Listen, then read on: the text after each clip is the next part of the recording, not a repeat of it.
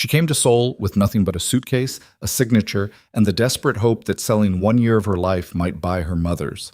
She never expected to fall in love with the devil. Kang Min-jae, the ice dragon, ruled Seoul's criminal underworld with a frozen fist and a gaze that made grown men confess sins they hadn't committed yet.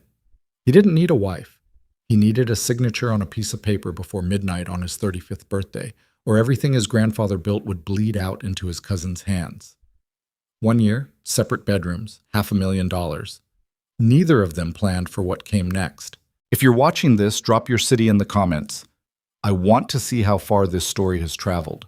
And if you stay until the end, hit that like button, because this story is only getting started. The diagnosis landed on a Thursday. Zuri Bennett had been standing in the hallway outside room 412 at Rush University Medical Center when Dr. Patricia Howe came out with that face, the one Zuri had seen on television, in movies, never once directed at her family. The face that meant the news was the kind that rearranged everything, the kind that made the floor tilt sideways. Stage 4, Dr. Howe said, pancreatic. It spread to the liver. Zuri didn't cry right away. She stood there with her arms crossed over her chest like she could hold herself together through sheer physical pressure, her jaw locked, her eyes doing that thing they always did when she refused to fall apart in public, going very still, very flat, like a body of water before a storm hit it. "What are the options?" she said. Not a question, a demand.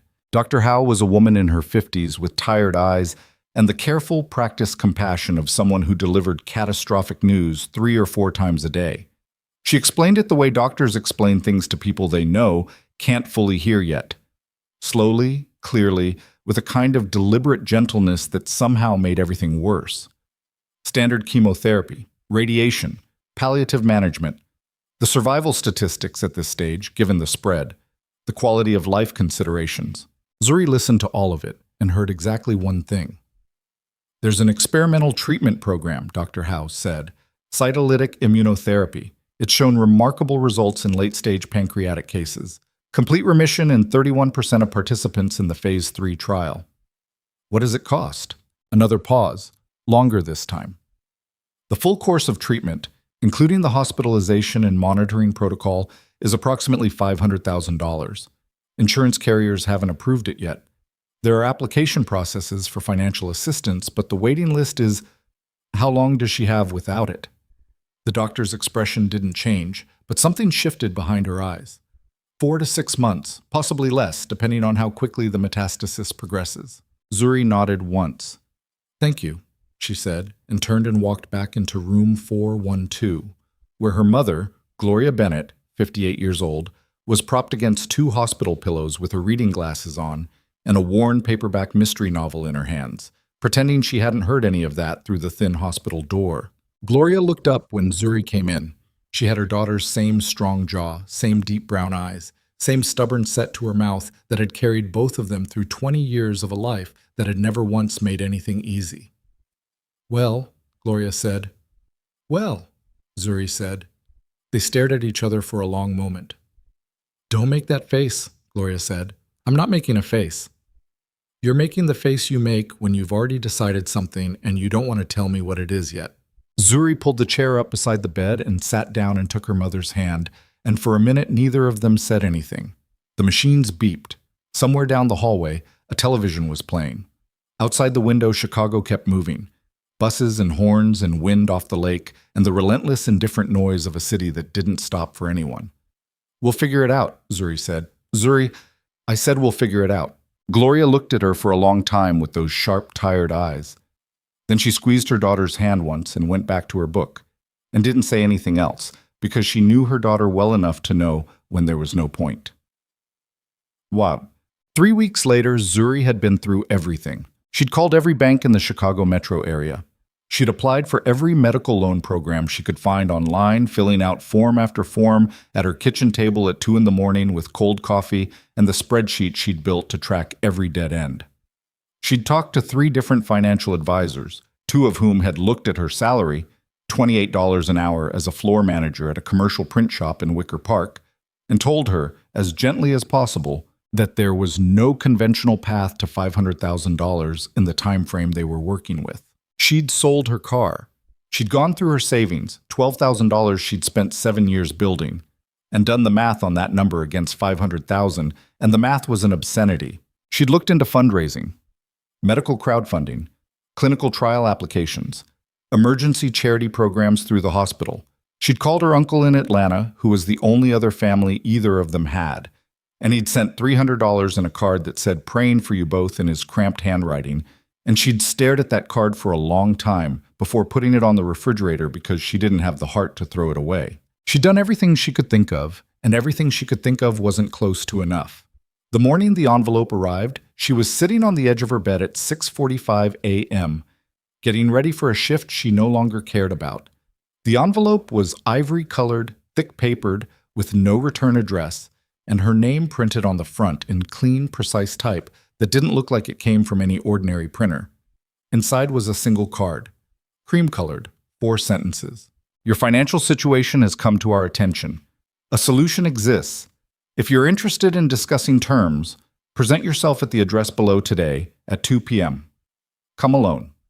Below that, an address on North Michigan Avenue. Below that, a name. Park Soo-yeon, International Legal Affairs. Zuri turned the card over.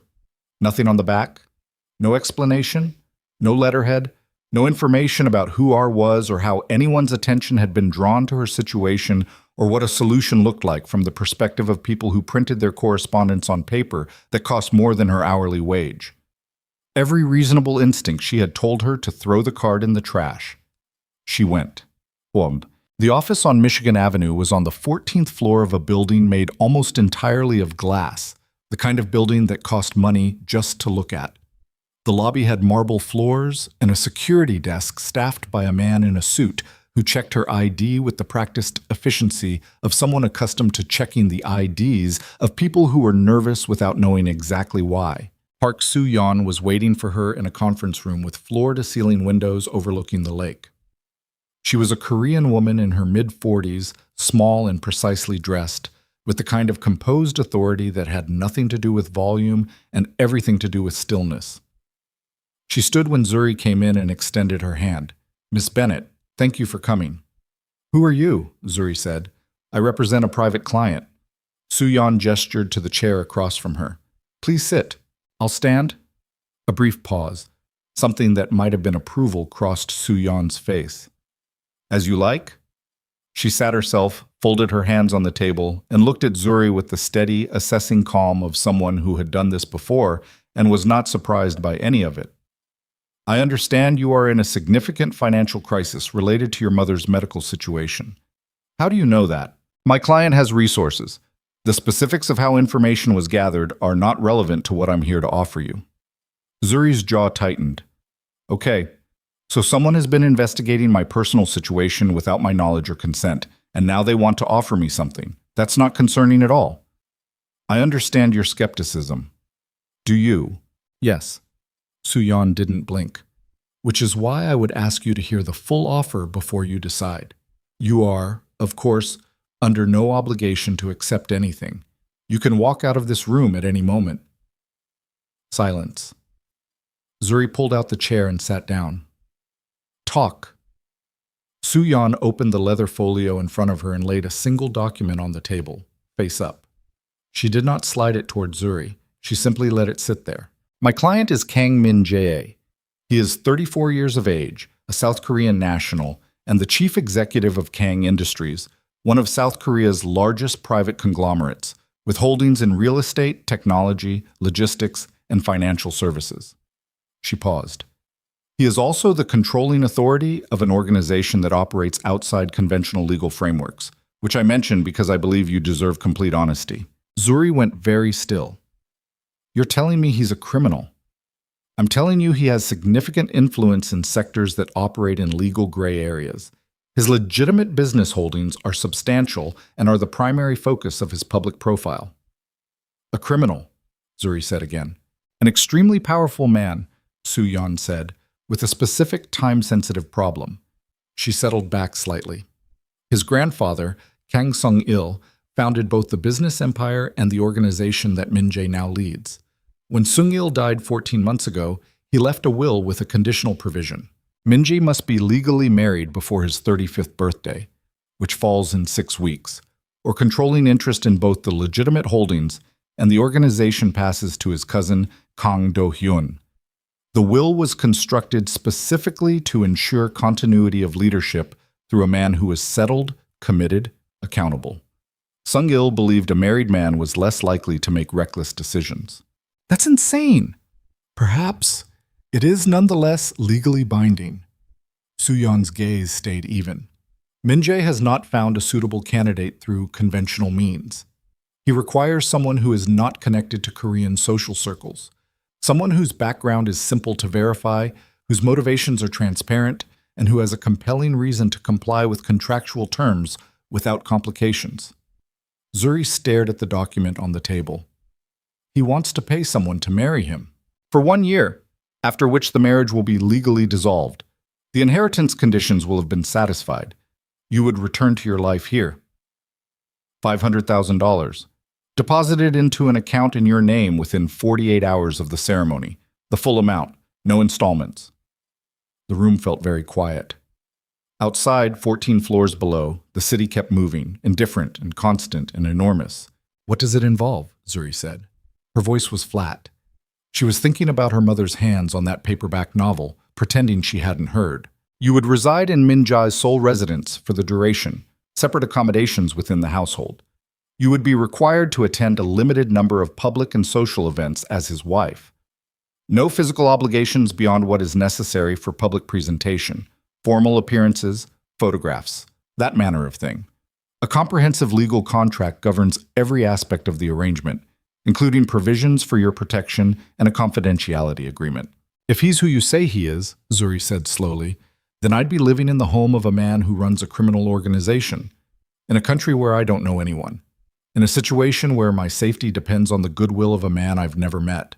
Your safety would be contractually and physically guaranteed.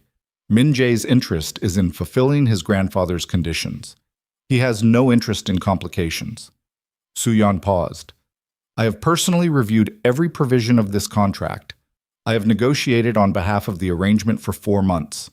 I would not present it to you if I believed it placed you in genuine danger. You work for him. I represent his legal interests, yes. I'm also a woman who has been in this profession for 20 years, and I have seen enough to know when an arrangement is genuinely what it presents itself to be. A pause. This one is. Zuri looked down at the document. She didn't touch it. I need to see my mother, she said. Today, before I decide anything. Of course. And I want a copy of the contract, every page. I want 48 hours. 24, Soo-yeon said. Given the timeline. Zuri looked up at her. 24, she said. Fine. She drove to Rush in a rental car. Her own was already sold, and sat with her mother for 3 hours that afternoon, not saying anything about the meeting on Michigan Avenue, just sitting. Gloria was having a hard day, the kind where the nausea from the preliminary treatment rounds had her quiet and gray-faced against the pillow, not reaching for the mystery novel, just lying there with her eyes half closed while the IV dripped. At one point, Zuri got up and stood at the window, looking out at the parking structure and the flat gray Chicago sky, and thought about what she was actually considering. She was considering flying to Seoul, marrying a stranger who ran a criminal empire, living in his house for a year. She was considering selling, not her time, not her skills, not her labor, herself, her name, her legal identity, the fundamental fact of who she was and what her life meant. She was considering doing that for money. She thought about her father, who had left when she was 11, and who she hadn't spoken to in 9 years, and whether he would have made the same choice. She thought it was probably irrelevant since he'd never been the kind of person who made choices for other people's sake. She thought about Gloria at 31, raising her alone on a teacher's salary, and a ferocious, undefeated refusal to accept less than she deserved, and what that woman would say about the envelope that was sitting in Zuri's bag right now. She thought her mother would tell her not to do it. She thought her mother would be wrong. When visiting hours ended, she kissed Gloria on the forehead and told her she'd be back tomorrow. Gloria caught her hand as she turned to go. Zuri? I'm fine, Ma. Whatever you're thinking about doing, I'm fine. Gloria held her hand for a second longer, searching her face with those sharp eyes. Then she let go. Zuri walked to her car and sat in the parking structure for 20 minutes in the dark, reading the contract on her phone. Soo-yeon had sent a digital copy, going through each provision with the dogged, methodical focus she'd learned from years of managing production schedules and catching the errors that other people missed. The contract was thorough, exhaustingly thorough. Every contingency she could think of was addressed. The payment provision was ironclad, notarized, escrow protected, triggered automatically upon completion of the legal ceremony. The separation of living arrangements was explicitly stated. The boundaries of expected public conduct were detailed down to the number of required social appearances per month. A full security protocol was outlined, including a dedicated personal security officer who would report to her directly, not to Min Jae. There was a clause that allowed her to terminate and leave Seoul at any time if she felt her physical safety was compromised, with the payment reduced proportionally to the duration of her stay, but guaranteed at no less than 40% of the total, $200,000, regardless of when she left. It was, she realized with a strange, hollow feeling, actually a well-written contract. It was written by someone who understood that the person signing it needed to trust it. She called her friend Denise at 9:30 that night and said, without explaining why, "If I did something completely insane for the right reasons, would that make it less insane?" "Depends on the reasons," Denise said. "My mother." A long pause. "Then no," Denise said quietly. "It wouldn't." Zuri stared at the ceiling of her car. "Yeah," she said, "that's what I thought.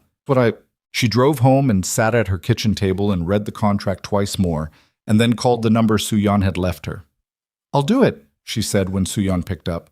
"I'll begin the arrangements. I have conditions." "We expected that. Send them to me by 7 a.m., and I'll have responses to you by noon." They negotiated for the better part of the next 18 hours. Zuri working her way through every point she'd flagged in the contract, pushing for clearer language on the security provisions, a stronger exit clause, a stipulation that she'd have access to an independent legal representative in Seoul at all times. And Soo-yeon met her on every significant point without visible resistance, which told Zuri two things. One, that Min Jae genuinely needed this arrangement to work. Two, that Park Soo-yeon was a professional who respected the negotiation. She told her mother the morning of her flight, 3 days later. She didn't tell her everything. She said she'd taken a consulting contract in Seoul, a year-long engagement, very well paid. It would cover the treatment and then some. Gloria looked at her for a very long time. "What kind of consulting?" she said. "Corporate liaison work." Zuri had practiced this. Her voice was steady. "For a Korean conglomerate. It's legitimate, Ma. I've seen the legal documentation." "Zuri, look me in the eye and tell me this is safe." She looked her mother in the eye. "It's safe," she said. She didn't know if that was true, but she said it like it was. Gloria reached up and touched her daughter's face with both hands, a thing she hadn't done since Zuri was very small, and held her there for a moment. "You come home," she said. "You hear me. Whatever happens over there, you come home." "I will," Zuri said. "I promise." She got on the plane that evening, 14 hours over the Pacific, sitting in a business class seat she'd never sat in before, watching the map on the screen in front of her and thinking about the word wife, and what it meant when it was a line item in a legal contract. She didn't sleep. She watched Chicago shrink into the darkness behind her and Seoul grow slowly in the darkness ahead, and she thought about her mother's hands on her face and the feel of that promise in her mouth, and she held on to it like it was the only solid thing she had. Because it was. Incheon Airport at 6 in the morning was enormous and bright and very cold, the air carrying the particular institutional chill of a massive transit space that had been climate-controlled for thousands of people it didn't particularly care about. Zuri cleared customs with her single rolling suitcase and a carry-on and found, on the other side of the gate, a man in a black suit holding a card with her name on it. He was not Min Jae. He was tall, broad-shouldered, somewhere in his late 30s, with the flat, watchful expression of someone paid to observe and not to comment. He introduced himself as Park Jin-woo, head of residential security, and he said it in careful, precise English with a slight accent. "Mr. Kang is not available to meet you at this time," Jinwoo said, taking her suitcase with the kind of efficiency that didn't ask permission. "He will see you at the residence this evening." "Okay," Zuri said. She followed him to a black SUV with tinted windows parked in a restricted lane outside the terminal. There was a second vehicle behind it, also black, also tinted. She got into the first one and looked out the window as Seoul opened up around her.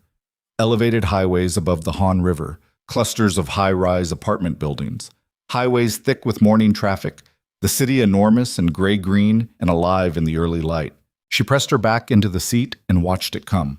She thought, "I'm really here." And then, because she was Zuri Bennett, and she had learned a long time ago that fear was a luxury she couldn't afford, she thought, "Okay, what's next?" But the penthouse occupied the top 2 floors of a residential tower in Gangnam-gu, a building that from the outside looked like pure architecture, all glass and steel and angles, the kind of structure that communicated wealth not through decoration, but through the sheer confident expense of its design. The elevator required a key card. The lobby required a second security check. Jinwoo moved through both with the ease of someone who lived in this environment, and Zuri moved through it with her spine straight and her face neutral and her heart beating about 20% faster than she would have liked. The penthouse doors opened into a space that stopped her for just a moment despite herself. It was enormous.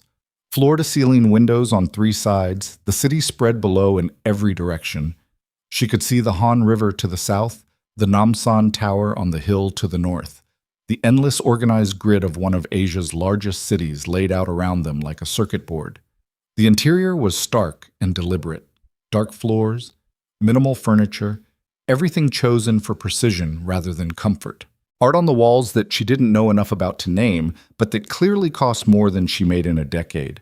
No clutter, no personal photographs, no evidence of a human life. It looked like a very expensive stage set. A woman was waiting for her inside. Her name was Kim Hye-jin. She was Min Jae's household manager. She spoke English with the brisk efficiency of someone who had done this job for a long time and had no particular opinions about any of it. She showed Zuri to her suite. It was on the west side of the upper floor, large, with its own bathroom and a walk-in closet and windows overlooking a rooftop terrace, and informed her that she had access to the kitchen, the gym on the lower floor, and the terrace, and that she was not to go beyond the main residential floors without an escort. "Mr. Kang will meet with you in the main study at 8 p.m., Hye-jin said. "Is there anything you require before then?" "Sleep," Zuri said. "Of course." Hye-jin left. Zuri stood in the center of her new room and looked at it. The bed with its crisp white linens, the expensive emptiness of everything, the city visible through the windows like a threat she hadn't fully parsed yet. And then she sat down on the edge of the bed and put her face in her hands for 60 seconds and let herself feel exactly how terrified she was. 60 seconds. Then she straightened up, took a shower, and lay down and slept for 5 hours, because she needed to be sharp tonight, and she was not going to meet the ice dragon running on empty. He was already in the study when Hye-jin brought her there at 8. Zuri had prepared herself.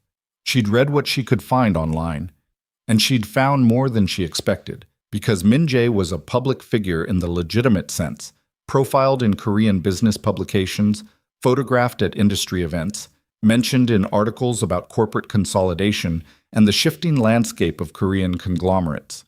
The photos showed a man who was striking in the impersonal way of someone who'd had good genetics and understood how to carry himself. Tall, well-dressed, dark-featured, with an expression in every photograph that communicated the same thing.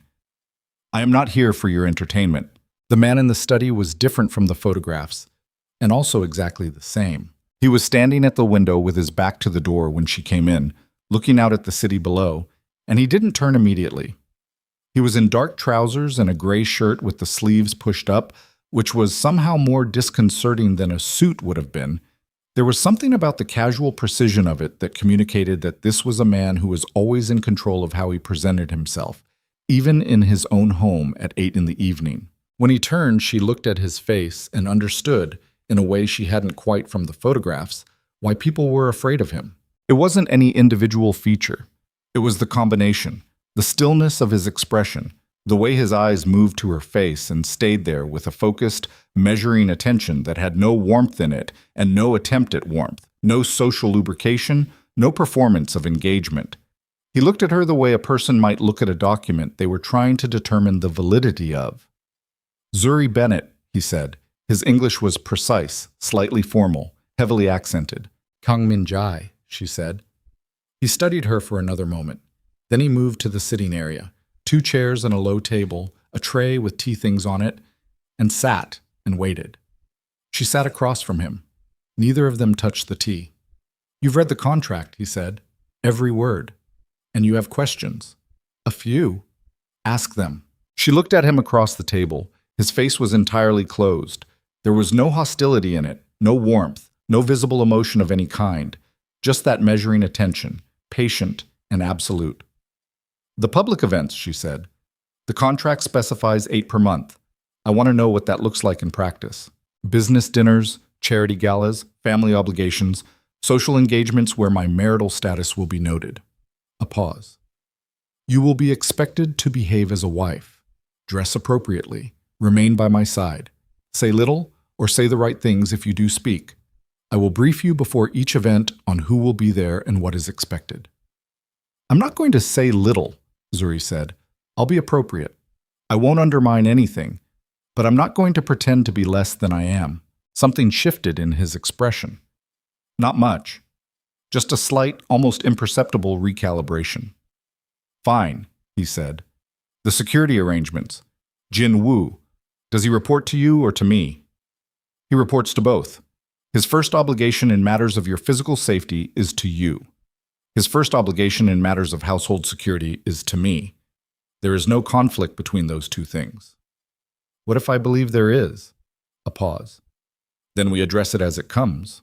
I'd like a clearer provision than that." "The contract is clear. His primary obligation in safety matters is your protection." His voice was flat and patient, the voice of someone who had answered practical questions in difficult situations before and didn't find the difficulty interesting. "If you have concerns about specific scenarios, raise them with Su-Yan and she will amend the language." Zuri noted that. She looked at him again. The closed face, the measured stillness, the absolute absence of any apparent interest in her as a person rather than a practical problem that needed solving. "One more thing," she said. He waited. "My mother. The treatment. If something happens to the payment, if there's a legal challenge to the will or complications with the inheritance, or anything that affects the financial arrangements, what happens to the money I've already received? It is yours, unconditionally. Whatever happens to the inheritance dispute, whatever happens to any legal challenge, the money in your account is legally protected. It cannot be clawed back. It cannot be disputed." He said it without hesitation, without the slight formality that had colored some of his other answers. The flatness of it was different, more absolute, like a fact rather than a provision. "Your mother's treatment is not contingent on any outcome of my family's arrangements." Zuri looked at him. She had expected a man who was frightening because of his power, the way powerful people were frightening. She had not expected the particular quality of his stillness, the sense that whatever was happening inside him was happening at a great distance from the surface, behind something that had been built over a long time and maintained with considerable effort. She thought briefly about what Su-Yan had told her. His parents during a gang war, 16 years old. She'd read it in the briefing material Su-Yan had provided, and she'd noted it the way you noted a detail that might be important later. She thought she probably understood something about the distance behind his eyes, even if she didn't understand the specifics of what had created it. "Okay," she said. "The ceremony is the day after tomorrow," Min-jae said. "It will take place at the district registry office. 15 minutes. No guests beyond the legally required witnesses. You will be introduced to my household staff as my wife the following morning. By the end of that week, your presence here will have been noted by the necessary parties." "His cousin," Zuri said. Something in his jaw tightened, barely visible. "Among others." "What's his problem with you exactly?" A pause, longer this time. "That is not relevant to the contract." "It might be relevant to my safety." He looked at her for a moment with that measuring attention. Then, "Do-hyun believes he is better suited to lead than I am. He has spent the last 14 months building alliances within the organization and among the corporate board based on the premise that my grandfather's will can be successfully challenged. A beat. He is wrong. The will is ironclad, but he will not accept that without a fight. And the marriage satisfies the final condition and removes his last viable challenge. Unless he can prove the marriage is fake. The slight pause again. Yes. Which is why you need someone who doesn't already have connections to Seoul. Someone who looks like a genuine choice. Someone whose background is clean enough that when Do-hyun investigates, she watched his face. And he will investigate. He already is, Min-jae said quietly. He can't find the contract.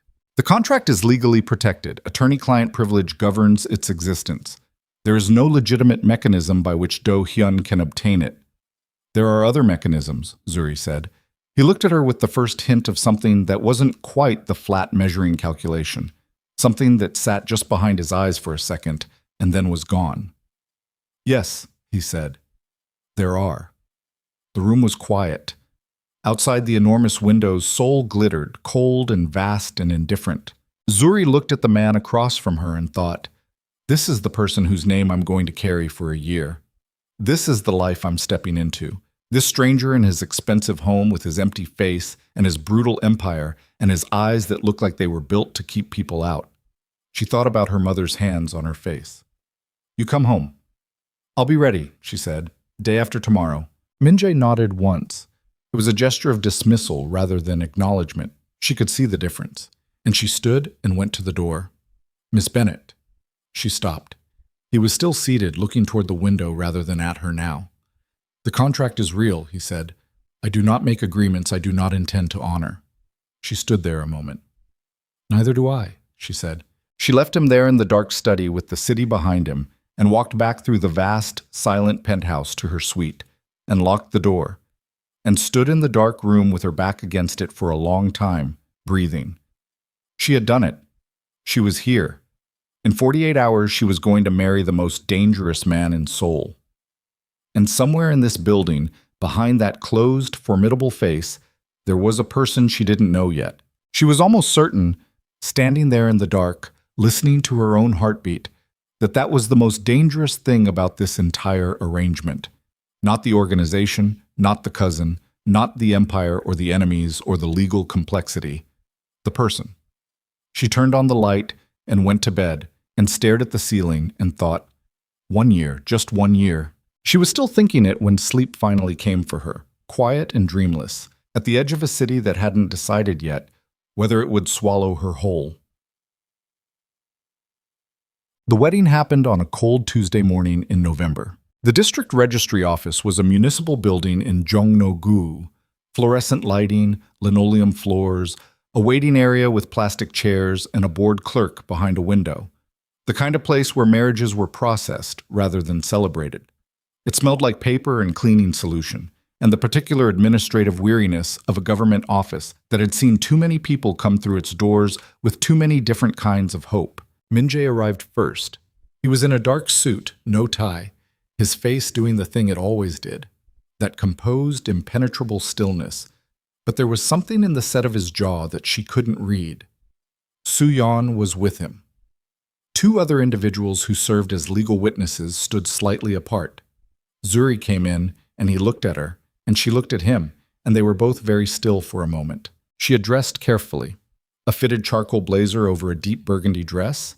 Not bridal, not even close, but composed. Deliberate.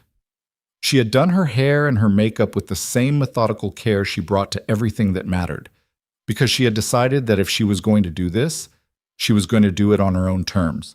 And her own terms meant she walked into this room looking like herself and not like someone playing a part. Min-jae's eyes moved over her face for a moment. He said nothing.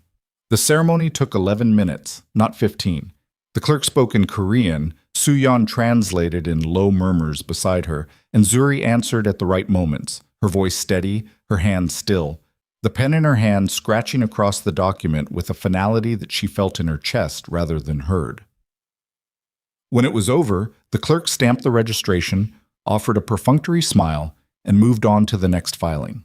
Min-jae and Zuri walked out of the building into the November cold. The sky was low and white, the street quiet in the early morning. They stood on the steps for a moment, side by side, not touching.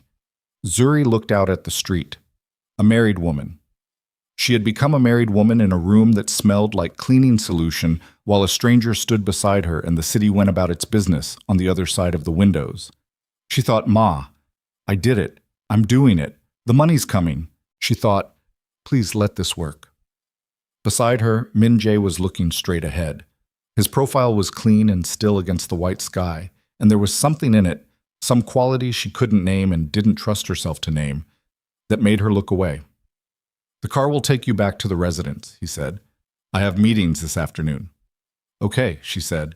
He moved toward the vehicle waiting at the curb, paused. "The deposit will clear by end of business today," he said, without turning around. "Check your account."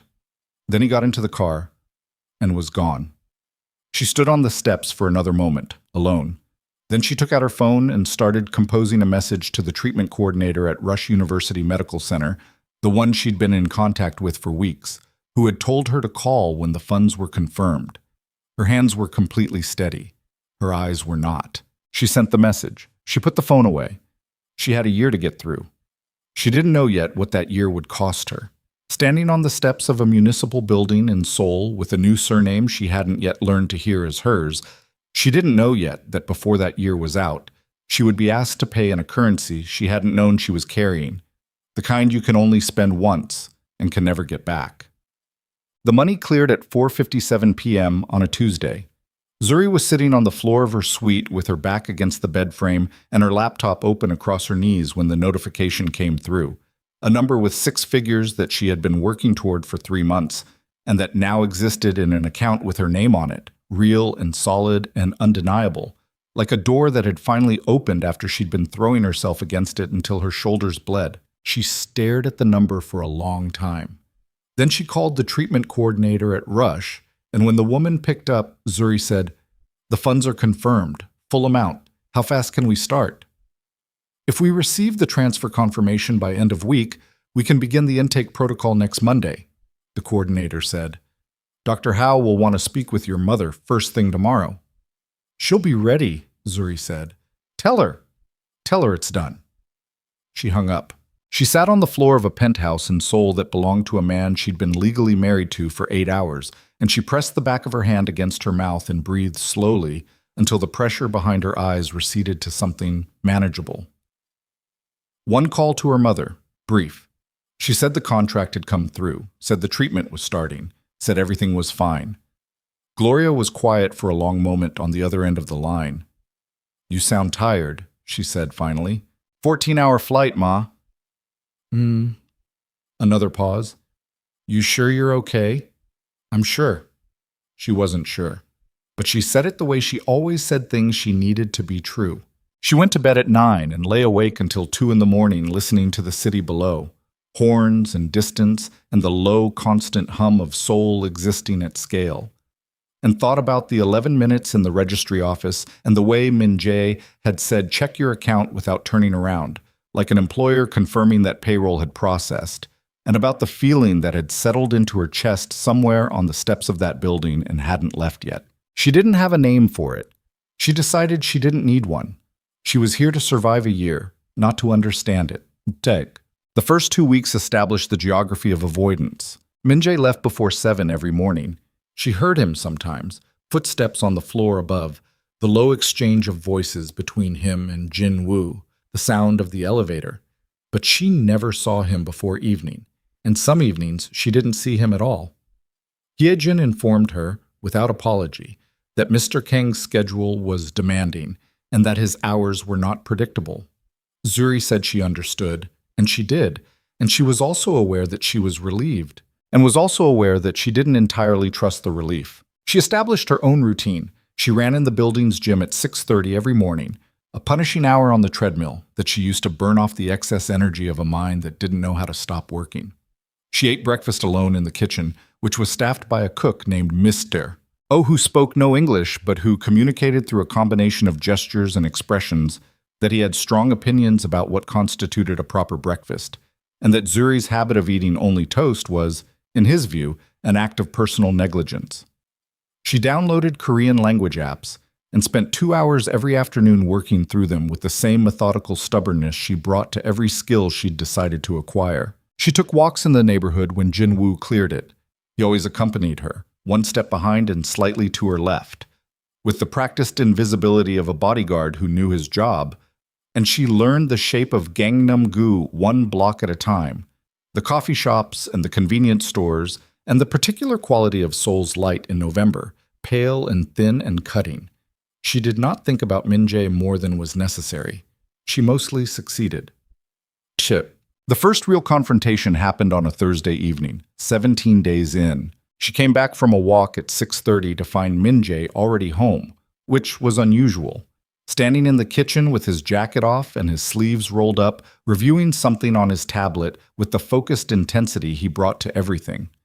Mr. O was moving around him with practiced efficiency, producing food that smelled extraordinary, and Min-jae was reading and not eating, which Mr. O was also visibly unhappy about.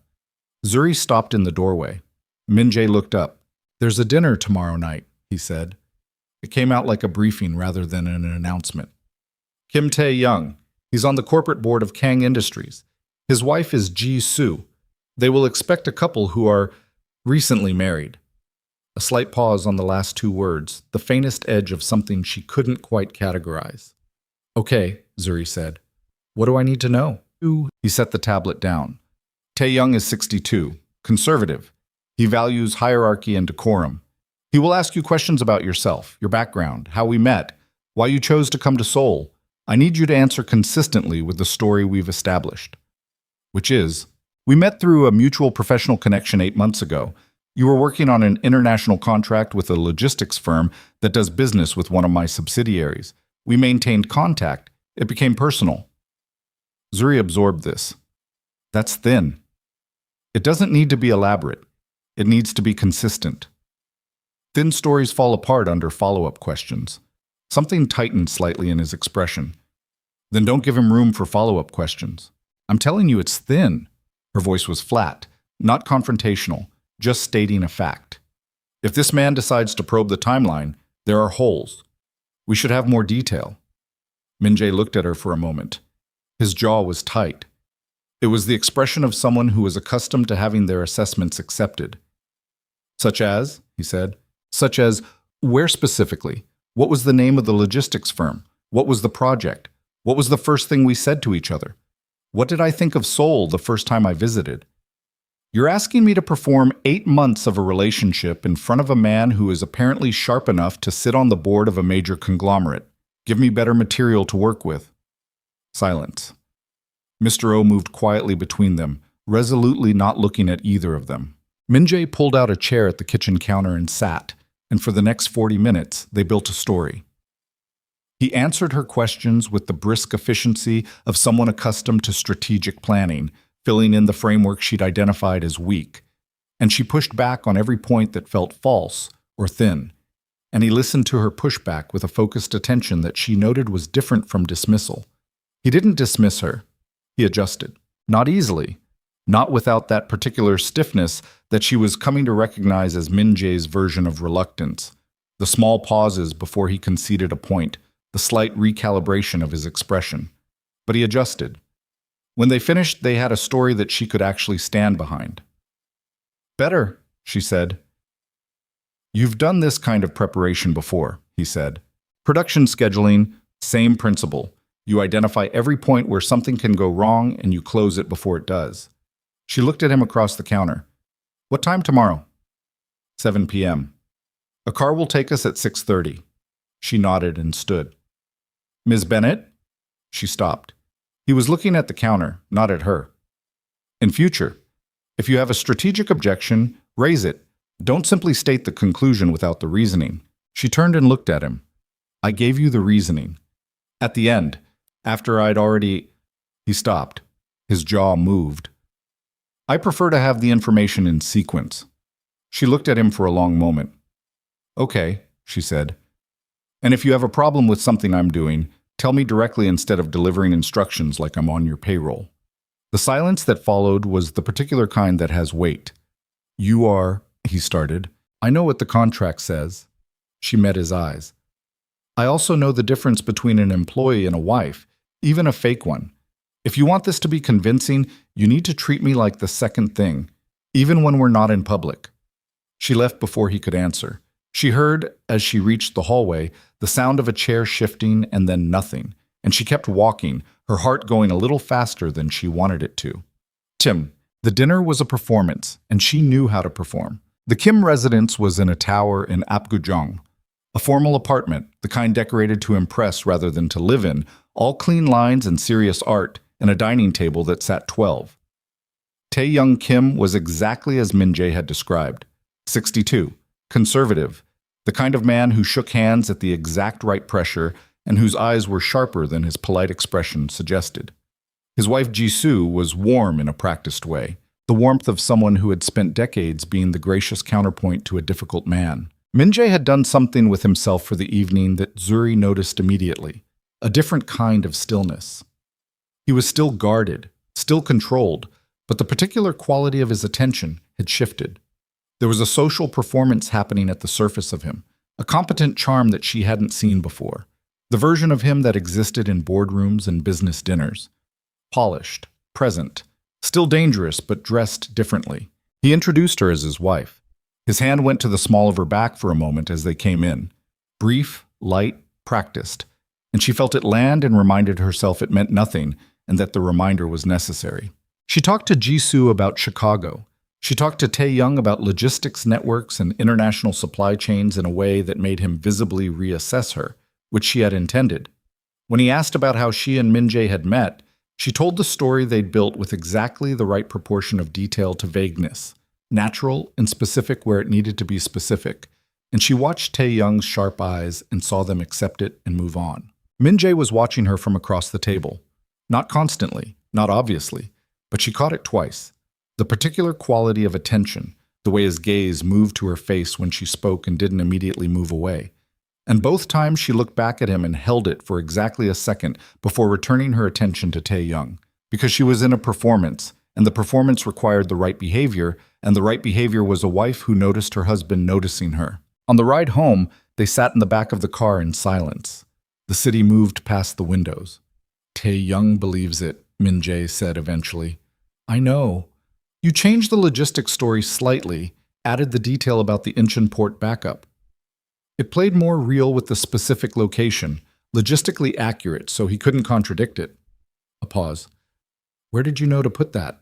"I managed shipping contract relationships for 3 years at my previous job. I know what port logistics actually sounds like when people talk about it." He was quiet for a moment. "I didn't know that." "You didn't ask." The car moved through the night. "The contract has your employment history," he said. "My job title. Not what the job actually involved." She looked out the window. "There's a difference." He didn't say anything else, but she was aware, in the particular inconvenient way she'd been trying to be unaware of for 17 days, that he was looking at her profile in the dark of the car, and that the look had a quality to it that was different from the measuring assessment of their first meeting. She didn't know what to do with that. She decided to do nothing. Do-hyun came to the penthouse on a Sunday morning 3 weeks after the wedding. She hadn't met him yet. She'd heard his name, from Min-jae, from Soo-yeon, in the briefing materials she'd been given before the move. She knew what he was: the rival, the threat, the man who believed the marriage was a transaction and intended to prove it. Knowing all of that did not fully prepare her for the reality of him. Kang Do-hyun was 31 years old and had Min-jae's height without Min-jae's weight, a lean, physical elegance that he wore the way some men wore watches, as a communication. His face was openly handsome in a way Min-jae's wasn't. There was nothing guarded about it, nothing closed. It was the face of a man who had decided long ago that openness was a more effective weapon than distance. He arrived without being announced, which told her something about the household's tolerance for his behavior or its fear of it.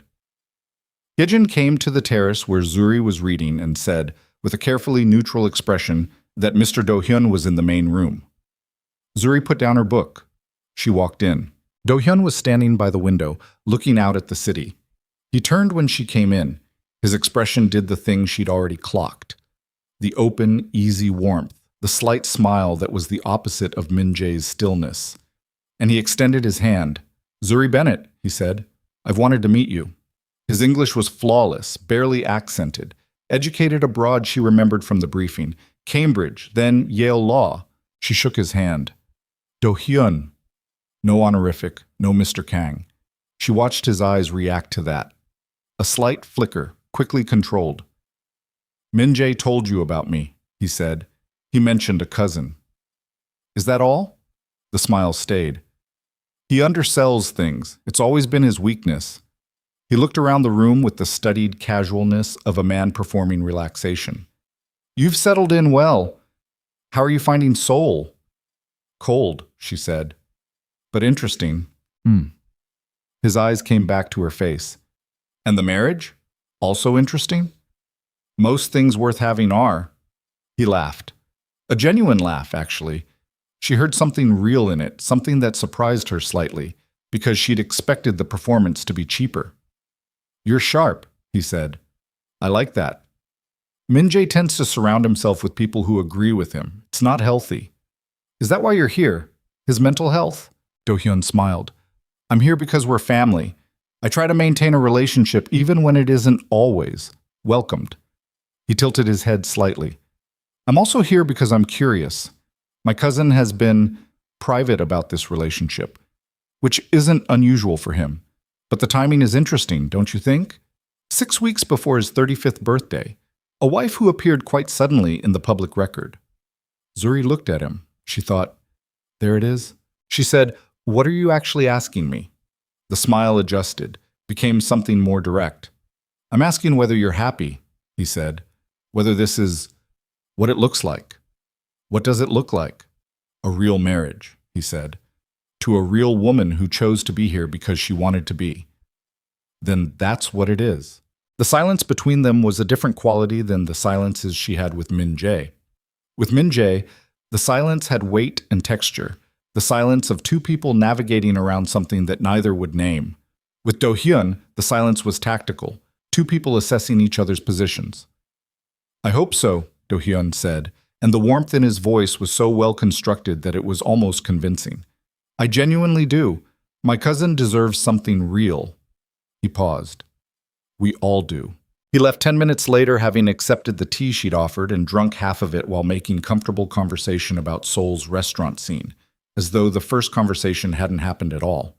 She stood at the window and watched the elevator close behind him. Then she called Min Jae. He picked up on the second ring. Background noise. He was somewhere loud, a meeting or a restaurant. "Your cousin just left the penthouse," she said. A pause. The background noise shifted, receded. He'd moved somewhere quieter. "What did he say?"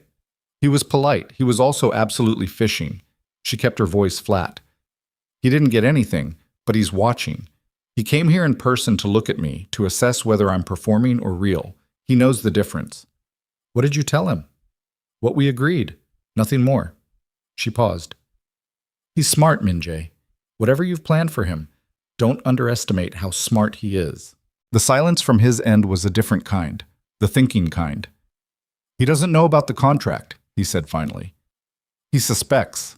That's almost worse." "I know." "Then do something about it." She hung up. She stood at the window for a while longer, looking at the city, feeling the specific exhaustion of having been vigilant for an hour in a room with a man who was looking for a crack to put his hand through. She was tired. She was also, and this was the thing she didn't want to think about, angry. Not at Do-hyun specifically. At the situation, the architecture of it, the way it required her to perform and defend and calculate every interaction, the way even a Sunday morning reading on the terrace could become a terrain she had to navigate. She was angry at the contract. She was angry at herself for signing it. She was angry, more quietly and more dangerously, at the fact that it was getting harder to remember that the man whose name she wore was a stranger. Tim. She found out about Min Jae's parents on a Wednesday night, by accident. She'd been in the study, Min Jae's study, which Hyejin had told her she had access to for the household's reference library, looking for a specific book she'd seen on the shelf the first night. It was late, close to 11, and the penthouse was quiet. She'd thought Min Jae was working in the lower office, which is where he usually was at this hour. He was in the study. He didn't hear her come in, or he heard her and didn't respond, which she realized later was more likely. And he was sitting in the chair by the window in the dark with a glass of something that wasn't tea, and on the table beside him was a photograph. She stopped in the doorway. He turned his head. "I'm sorry," she said. "I didn't know you were—" "It's fine." He didn't move. His voice was even, but there was something in it, a quality she hadn't heard before, something rougher at the edge of the evenness. She should have left. She didn't. "Is that a family photograph?" she said. He looked at her for a moment. Then he looked at the photograph. "My parents," he said. "This was taken in Busan. I was 12. A pause. "They were killed 4 years after this was taken, during a conflict between my grandfather's organization and a rival group out of Incheon." The room was very quiet.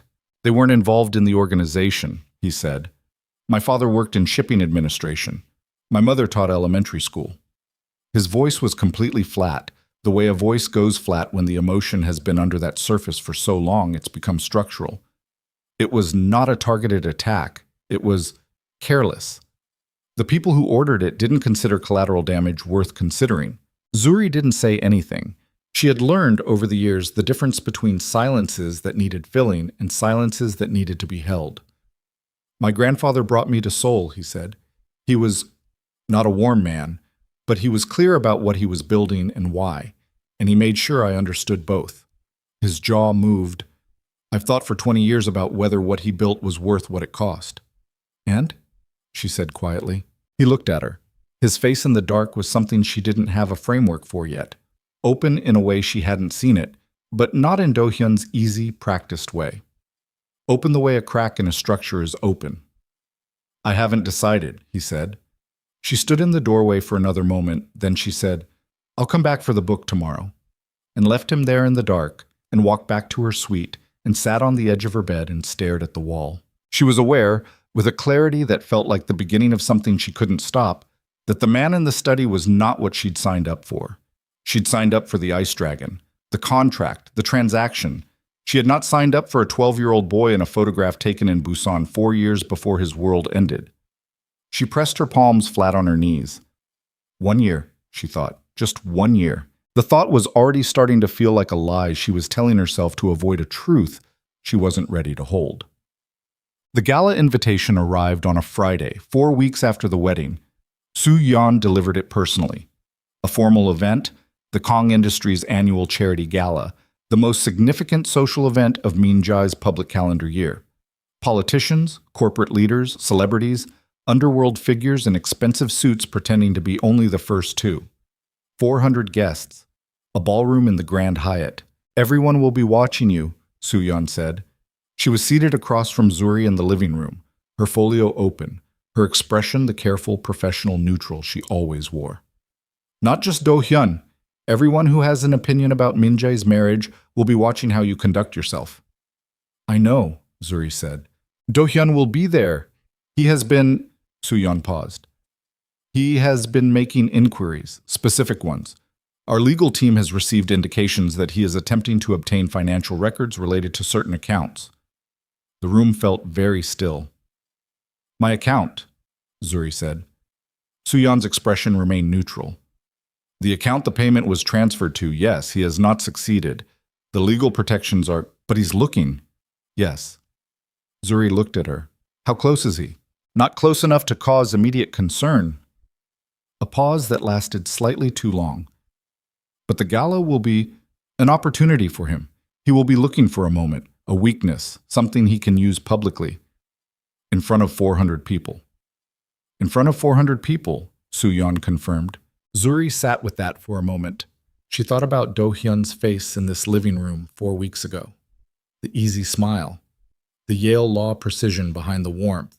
The specific quality of a man who had been calculating the moment for a long time and was waiting for it to arrive. Does Min Jae know how close Do-hyun's investigation has gotten? He knows. And? He believes the legal protections will hold. Soo-yeon's voice was careful. "I believe they will hold. I also believe—" She stopped. Say it, Zuri said. I believe Do-hyun doesn't need the contract itself. If he can find someone at the gala who will say publicly that this marriage does not appear genuine, if he can manufacture enough doubt in front of the right people, the legal challenge becomes possible regardless of whether he has documentation. Zuri felt something cold settle in her chest. He's not going for the evidence, she said. He's going for the narrative. Yes. She stood up and walked to the window. 4 weeks. She'd been here 4 weeks and they were already at this point. She thought about the dinner with Tae-young and Ji-soo and the story she'd held together in that room. She thought about Do-hyun's careful, pleasant smile. She thought about Min-jae in his study in the dark with the photograph from Busan. She thought about her mother, who by now had completed the first week of treatment, who had called her Thursday to say that the medical team was cautiously optimistic, who had said you sound different in a tone of voice that Zuri had deflected from without quite knowing why. She turned from the window. What do I need to do for the gala? She said. Soo-yeon looked at her with the first hint of something that might have been relief underneath the professional composure. Be exactly what you have been, she said. Present, composed, convincing. A pause. And stay close to Min-jae. Zuri nodded. Soo-yeon left. Zuri stood in the empty living room and thought about staying close to Min-jae and what that was going to cost her, and whether the thing she felt when she was near him was something she could continue to call nothing. She thought, the gala is in 3 days. She thought, Do-hyun has been building to this for months.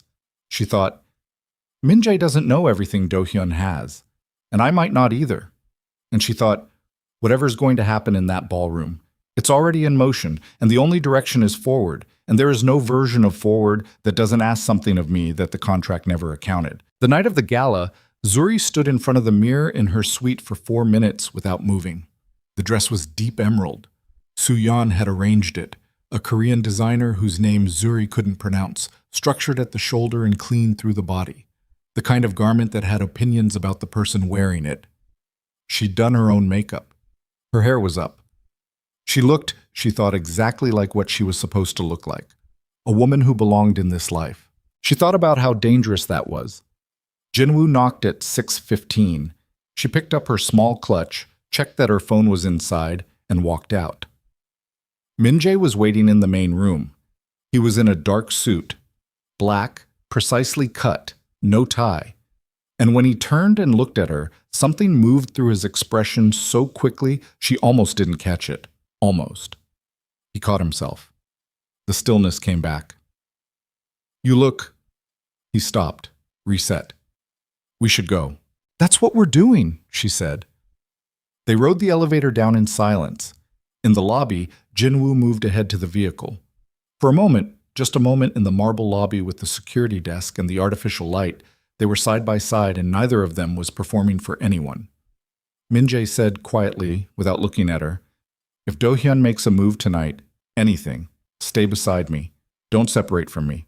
Whatever he says, whatever he does. I know. I mean it, Zuri. It was the first time he had used her first name. She looked at him. He was looking straight ahead at the lobby doors. I know, she said again. They went out into the cold November night. The Grand Hyatt ballroom was exactly what Soo-yeon had described, and worse than Zuri had imagined. 400 people in a room designed to communicate power, the kind of room where the flower arrangements alone cost more than Zuri's monthly salary had been, where the lighting was engineered to make everyone look important, where the noise was the particular layered hum of people performing influence at each other. She'd been in rooms like this before in Chicago, smaller versions, corporate events she'd attended as floor staff rather than a guest, and she knew the register of it. She was in the room differently tonight. Min-jae's hand went to the small of her back as they entered, and this time it wasn't brief. It stayed. A deliberate visible claim. She understood it for what it was, and she also understood, with a clarity she'd been avoiding for days, that the warmth of it against her spine was not something she was neutral about. She kept her face composed. The first hour was navigation. Min-jae moved through the room with the controlled efficiency of a man who had attended events like this for 20 years and had developed an economy of motion for them. Brief conversations, precisely calibrated attention, the handshakes and nods and murmured exchanges of a person who understood that presence at an event like this was itself the communication. He introduced her to everyone. Each time, "My wife Zuri." Each time the two words landed like a statement of fact that wasn't interested in contradiction. She held her own. She had spent 3 days preparing names, relationships, the specific social topography of who mattered and why, the history between the various corporate board members, and the careful distances between the legitimate and the less so. When she spoke with the contained assurance of someone who knew her ground. She watched people revise their initial assessment of her in real time, watched the question move behind their eyes, "Who is this woman?" and answered it not by explaining, but by simply being who she was. She found Do-hyun at the 40-minute mark. He found her first, technically. She felt him before she saw him, that specific awareness of being watched with professional attention, and turned to find him across the room with a glass of champagne and his open, pleasant face, and two people beside him she didn't recognize. He raised his glass slightly. She held his eyes for a moment. Then Min-jae said something to the man he was talking to, and his hand tightened almost imperceptibly at her back. He'd seen it too. It happened at the 2-hour mark. She had moved, briefly, deliberately, to get a glass of water from the service station at the edge of the room, Jin-woo 2 steps behind her. Min-jae was 15 feet away, engaged with a group that included 2 members of the National Assembly and the CEO of a shipping conglomerate, the kind of conversation he couldn't extract from quickly without consequences. She should have waited. She went. She was at the service station, her back to the room for 30 seconds. 30 seconds, she counted them later, she counted every single one. When Do-hyun appeared at her left. Not threatening, not aggressive, perfectly, precisely, social. "It's a beautiful event," he said. "It is," she said. "You've been impressive tonight." He said it conversationally, like a compliment. "Genuinely. I've been watching how you work a room. That's not a skill you learn in a year." "I'm not performing," she said.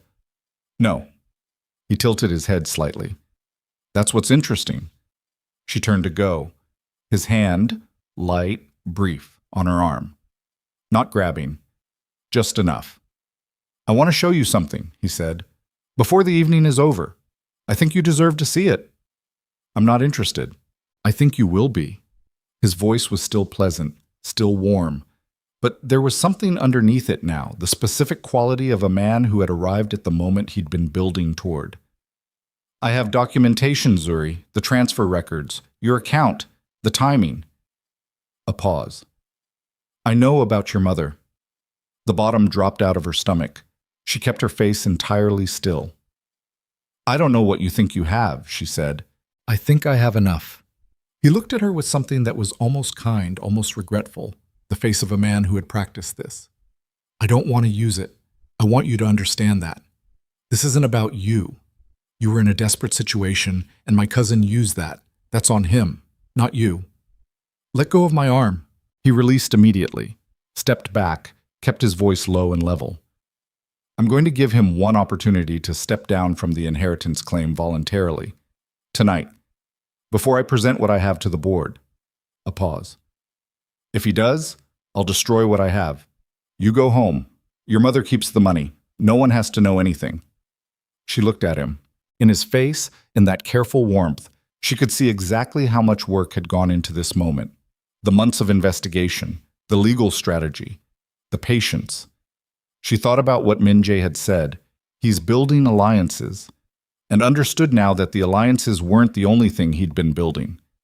"You should talk to Min-jae," she said. "I will," Do-hyun said. "In about 15 minutes. I wanted to talk to you first." He met her eyes. "Because I think you're a good person in a bad situation, and I think you should know what's coming." He walked away. She stood at the service station with a glass of water she hadn't drunk and felt the evening recalibrate around her, the room still bright and loud and full of people performing power at each other, everything exactly as it had been 20 seconds ago and completely different. She turned and found Min-jae's eyes across the room. He'd been watching, he'd seen the conversation even if he hadn't heard it. She moved back toward him, and the look on his face as she came close, the specific controlled tension in his jaw, the stillness that was a different kind of stillness from usual, told her he already knew something had shifted. "What did he say?" Min-jae said, low, not moving his mouth much. "He has the transfer records, the account. He knows about my mother." She felt him go very still beside her. A different stillness than the controlled social stillness. Something deeper, something that came from the part of him that had spent 20 years making operational decisions under pressure. "How certain," he said. He described it with specifics, enough to be real. She kept her voice level. "He's giving you 15 minutes to concede the inheritance voluntarily. If you don't, he presents it to the board. Here, tonight." Beside her, the corporate CEO said something and laughed, and Min-jae turned to him and produced a response that was socially perfect, not a crack in it, and she stood beside him and smiled at the right moment and thought, "This is falling apart. Right now, in this room, this is falling apart." The 15 minutes passed in a way that felt like they took an hour, and also like they took 30 seconds. At the 2-hour 15 mark, Do-hyun moved to the center of the room. He didn't use the microphone. He didn't need to. He simply raised his voice, not shouting, not dramatic, just the carrying tone of a man who had timed this to a moment when the ambient noise had dipped and the room was in one of its natural conversational pauses, and said, "I'd like to say something if I may. As a member of the Kang family." The room shifted. Conversation stalled. Heads turned. Min-jae went completely still. Zuri felt his hand find hers in the space between them. Not for show, not for the room, just the press of his fingers against hers for 1 second, so brief she might have imagined it. She didn't imagine it. Do-hyun spoke clearly, with the warm regret of a man reluctantly revealing something he wished he didn't have to. He talked about the Kang family legacy, about their grandfather's wishes, about the importance of the marriage provision in the will. He talked about his profound respect for the institution of marriage, and his equally profound concern that the spirit of their grandfather's wishes was being honored. He talked about Zuri, not viciously. That was the thing. It would have been almost easier if it had been vicious. Instead, it was gentle, almost sympathetic, as he described an American woman in a medical crisis, a mother with cancer, a desperate financial situation. As he described an account that had received 48 hours after a courthouse ceremony, exactly $500,000. He had a document, projected on his phone, passed to the people nearest him. Transfer records, account numbers, dates. The room was very quiet. Zuri heard her own breathing. She heard someone near her say something in Korean, low, sharp, and heard the shift of bodies, the particular sound of a room full of powerful people recalculating. She heard from somewhere to her left a woman's voice say, in careful English, "Is that true?" The question landed in the silence and sat there. She felt the room's attention come to her. Not all of it, but enough. The eyes that turned to find her face, the assessment that moved through the space like a current, and she felt something inside her that was not quite humiliation and not quite fury, but was the specific searing quality of a private wound exposed in public. Her mother's illness and her own desperation laid out on this glossy floor in front of 400 people who didn't know her and owed her nothing. Her jaw locked. Her eyes burned. She did not cry. She would not cry in this room in front of these people. And then Min-jae moved. She felt it before she saw it. The quality of the air beside her changed. The controlled stillness broke into something else. And then his arm was around her waist, pulling her into him with a certainty that left no room for interpretation. And when she looked up, his face was close to hers and his eyes were not closed, not the ice dragon, not the man from the contract, something else entirely. He kissed her. Not quickly, not for performance, not the brief socially adequate gesture that a calculating man would use for this moment. He kissed her like someone who had been deciding something for a long time and had just decided, like someone choosing rather than performing. And she felt it move through her entire body like a current. And she kissed him back because she couldn't not, because whatever she'd been telling herself for 4 weeks evaporated in that moment completely. When he pulled back, his forehead was almost against hers for a second. Then he turned to face the room. He looked at Do-hyun. His voice, when it came, was quiet enough that people had to strain to hear it, which was more effective than volume would have been. "She is my wife," he said. "And anyone who disrespects her disrespects me." The silence in the room was absolute. Do-hyun's expression had shifted. Just barely. Just the flicker of a man who had planned for most outcomes and was now recalculating one he hadn't fully weighted. The warm regret was still there, but there was something underneath it now, something tighter. Min-jae looked at him for a long moment. Then he turned back to the room. Not at anyone specific, just the room, the 400 people, the board members and the politicians and the associates, and he said, "I apologize for the interruption to the evening. Please continue." And somehow, impossibly, the room began to breathe again. Conversations restarted, slowly at first, then with gathering noise. Servers moved, someone laughed somewhere. The machinery of a social event reasserted itself because powerful people in expensive rooms have a powerful instinct to preserve the surface of things. Min-jae's hand was at her back again. Steady. Immovable. "Don't look at him," he said very low, just for her. Look straight ahead." "I'm looking straight ahead," she said. Her voice was remarkable, she thought. Completely steady. She had no idea how. "Are you all right? Are you?" A pause. "No," he said. "Neither am I," she said. They stood there together in the middle of the recovering room, and she was aware of his hand against her spine and the specific total wreckage of every wall she'd built between herself and this moment, and the fact that in approximately 20 seconds, when the immediate crisis had absorbed enough social oxygen, they would have to face what had just happened between them, and there would be no contract language available to explain it. What? They left 20 minutes later. Soo-yeon met them at the exit. Her face was controlled, but her eyes were moving fast, assessing, the look of a lawyer calculating damage. She fell into step beside them and said nothing until they were in the car, Jinwoo driving, the city moving past the windows. "The board members," Min-jae said. 3 of them spoke to Do-hyun after. "I don't know what was said." Soo-yeon's voice was precise, clinical. "Tae-young left early. That's significant." "How significant?" "Unclear yet. By morning, Do-hyun will have talked to all of them." His voice was flat. "He's been building to this for months. Tonight wasn't a spontaneous decision. He had those documents prepared. He had the moment planned." "Yes," Soo-yeon said. The car was quiet for a moment. "The contract," Zuri said. Both of them looked at her. "He showed transfer records and account numbers," she said. "He did not show the contract itself, which means either he doesn't have it or he's holding it." Soo-yeon's eyes sharpened. Holding it for a second strike. Or he genuinely doesn't have it, and everything tonight was built on financial circumstantial evidence, which is damaging but not conclusive. Zuri kept her voice level. "The question is what the board will do with what they saw tonight versus what they do with the actual contract document."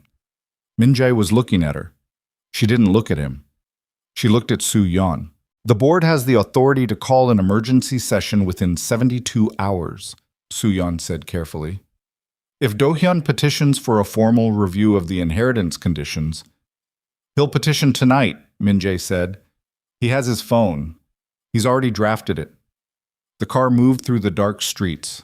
Zuri thought about what she'd felt in the ballroom. The kiss. His forehead against hers for that 1 second. She thought about how carefully she'd been not thinking about it since they'd walked out of the Grand Hyatt, how completely that strategy was going to fail the moment she was alone in her suite. She thought about her mother. She thought about the divorce papers that were, contractually, waiting at the end of this year. She thought about what Min-jae had said in the car on the way home from the Kim dinner. "I haven't decided." She thought about the photograph from Busan, the 12-year-old boy. She thought, stop it. She thought, this is a crisis. You solve the crisis. You do not think about anything else. "The board session," she said. "If he petitions and the session is called, what do you need from me?" Min-jae's voice, when it came, was quieter than she expected. "Zuri, what do you need?" He looked at her. In the dark of the car, in the moving city light, his face was that thing again. The thing she'd seen in the study with the photograph, the thing she'd seen in the ballroom before he'd kissed her, open in the way a structure shows what it's made of when enough pressure is applied. "I need you to stay," he said, "through the board session. I need you present. I need—" He stopped. His jaw moved. "The board will not make a determination on the marriage's validity without assessing you directly. They'll question me." "Yes." "Under oath?" Effectively, she looked out the window.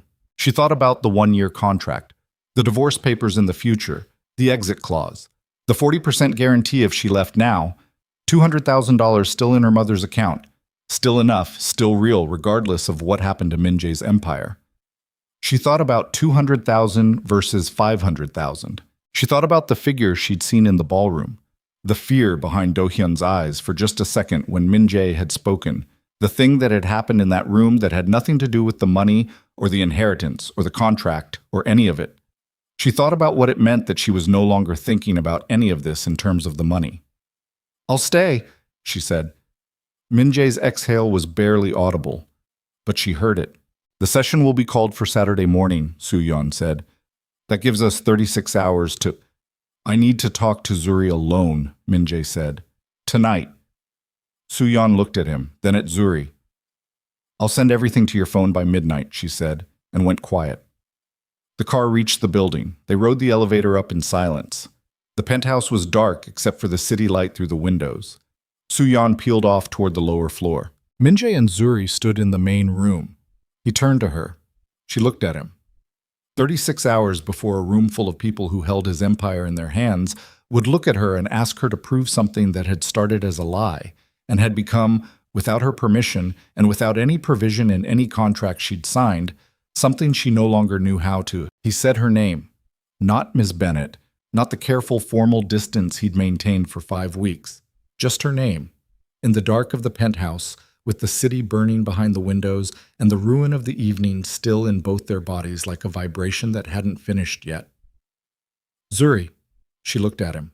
He was standing 6 feet away with his jacket off. She hadn't noticed when that happened, and his shirt slightly pulled from the movement of the evening, and his face was doing something she'd never seen it do. Not the stillness, not the measuring assessment, not the controlled professional composure he wore the way other men wore armor. He looked like a man standing at the edge of something. "I need to tell you something," he said. "Before tomorrow. Before the board session. Before any of it." "Min Jae, let me say it." She stopped. He was quiet for a moment, just breathing. She could see the effort of it, the particular, almost physical effort of a man who had spent 20 years not saying things trying to say one. "The contract was real when I made it," he said. "Every word of it. I needed a signature. You needed money. The arrangement was transactional, and I intended it to stay that way." His jaw moved. "I told myself that clearly. I told myself every day." "I know. I don't think you do." He looked at her. "Because I was wrong. About the arrangement. About what it was going to be." A pause that cost him something. "About you." The room was very quiet. "That night in the study," he said, "with the photograph. You didn't say anything. You didn't perform sympathy. You didn't try to make it mean something you could use later. You just stood there and let it be what it was." His voice was low and rough at the edges in a way she'd never heard from him. "No one has done that since my grandfather died. No one has just let things be what they are." She could feel her heart. "The contract ends in 7 months, she said. Her voice was steady, which was an act of tremendous effort. "That's still true." "I know. And tomorrow there's a board session that could take your empire apart. That's also true." "I know." "So what are you telling me?" He looked at her across the 6 feet of dark air between them. "I'm telling you that when Do-hyun stood in that ballroom and put your mother's illness in front of 400 people, he said, what I felt was not a threat to the inheritance." His voice dropped further. "What I felt was—" He stopped. Started again. "I have been in dangerous situations my entire adult life. I have made decisions that cost people things I cannot give back. I have never, in any of it, felt what I felt in that room when I watched your face." She could not speak. "I don't know how to do this," he said. It came out stripped of everything, just the plain fact of it. "I don't know what this looks like. I have spent my entire life building walls because the last time I didn't have them, I was 16 years old, and they buried both my parents in the same week." His breath came out hard. I am not good at this." "I know," she said. "I'm telling you anyway." She crossed the 6 feet. She didn't think about it. She just moved, And then she was standing in front of him, close enough to see the line of tension along his jaw and the specific quality of his eyes in the city light, open, for once, genuinely open, the way they'd been for that 1 second in the ballroom before he'd pulled her in. And she put her hand against his chest, flat, over where his heart was, and felt it going as hard as hers. He put his hand over hers. They stood like that. "We have 36 hours, she said quietly. "Yes." "And you need to win that board session." "Yes." "Then that's what we do," she said. "We figure out the rest after." He looked down at her. Something moved through his face. Not quite relief, not quite pain, the particular expression of someone who has been carrying a very heavy thing for a long time and has just been told they don't have to carry it alone. He said her name again. This time, it was just a word. This time, it meant everything. Masson. They worked through the night. Su-Yan came back at midnight with her folio and her laptop and her immaculate, exhausted precision, and for the next 6 hours, the three of them sat at the kitchen table and dismantled every piece of what Do-hyun had presented and built the response from the wreckage. The transfer records were real. There was no disputing that. Su-Yan confirmed it with the focused candor she brought to bad news. $500,000, Zuri's account, 48 hours after the ceremony. The timing was damaging. The amount was damaging. Any board member with 2 functioning brain cells was going to look at those numbers and ask the question. "So we answer the question," Zuri said. Both of them looked at her. "We answer it directly. We don't deflect it, and we don't let Do-hyun's framing be the only framing." She looked at Min-jae. "What you paid me. Is there a legitimate structure you can put around it?" Min-jae was quiet for a moment. Then he looked at Su-Yan. "The prenuptial agreement," he said. Su-Yan's eyes sharpened. "It's not. It can be reconstructed as one. Retroactively documented." His voice was even. Operational. A substantial premarital asset transfer as part of a prenuptial financial arrangement is not unusual. It is not evidence of a purchased marriage. It is evidence of a financially protected one. "The timeline is tight," Su-Yan said. "How tight?" "We'd need the documentation completed and notarized before 9 a.m. Saturday. That's..." She checked her watch. 12 hours. "Then we have 12 hours, he said. Su-Yan was already opening a new document. Zuri watched Min-jae across the table, the operational mind moving fast and precise, finding the structure in the wreckage, and thought about what he'd said in the main room an hour ago. "I have made decisions that cost people things I cannot give back." She thought about what it meant that the same mind that had built an empire through 20 years of ruthless determination was now using that precision in service of something that had nothing to do with power. She thought, "Don't." She thought, "You're already past don't." She picked up a pen and pulled Su-Yan's notepad toward her. "Tell me every question the board is likely to ask, and I'll tell you which ones I can answer and which ones I can't." Su-Yan looked at her for a second with an expression that was the closest thing to warmth Zuri had seen from her. Then she started talking, and they worked. At 4:30 in the morning, Min-jae's phone went off. He looked at it. His face did a thing, a specific, sudden thing, the stillness that meant bad news landing.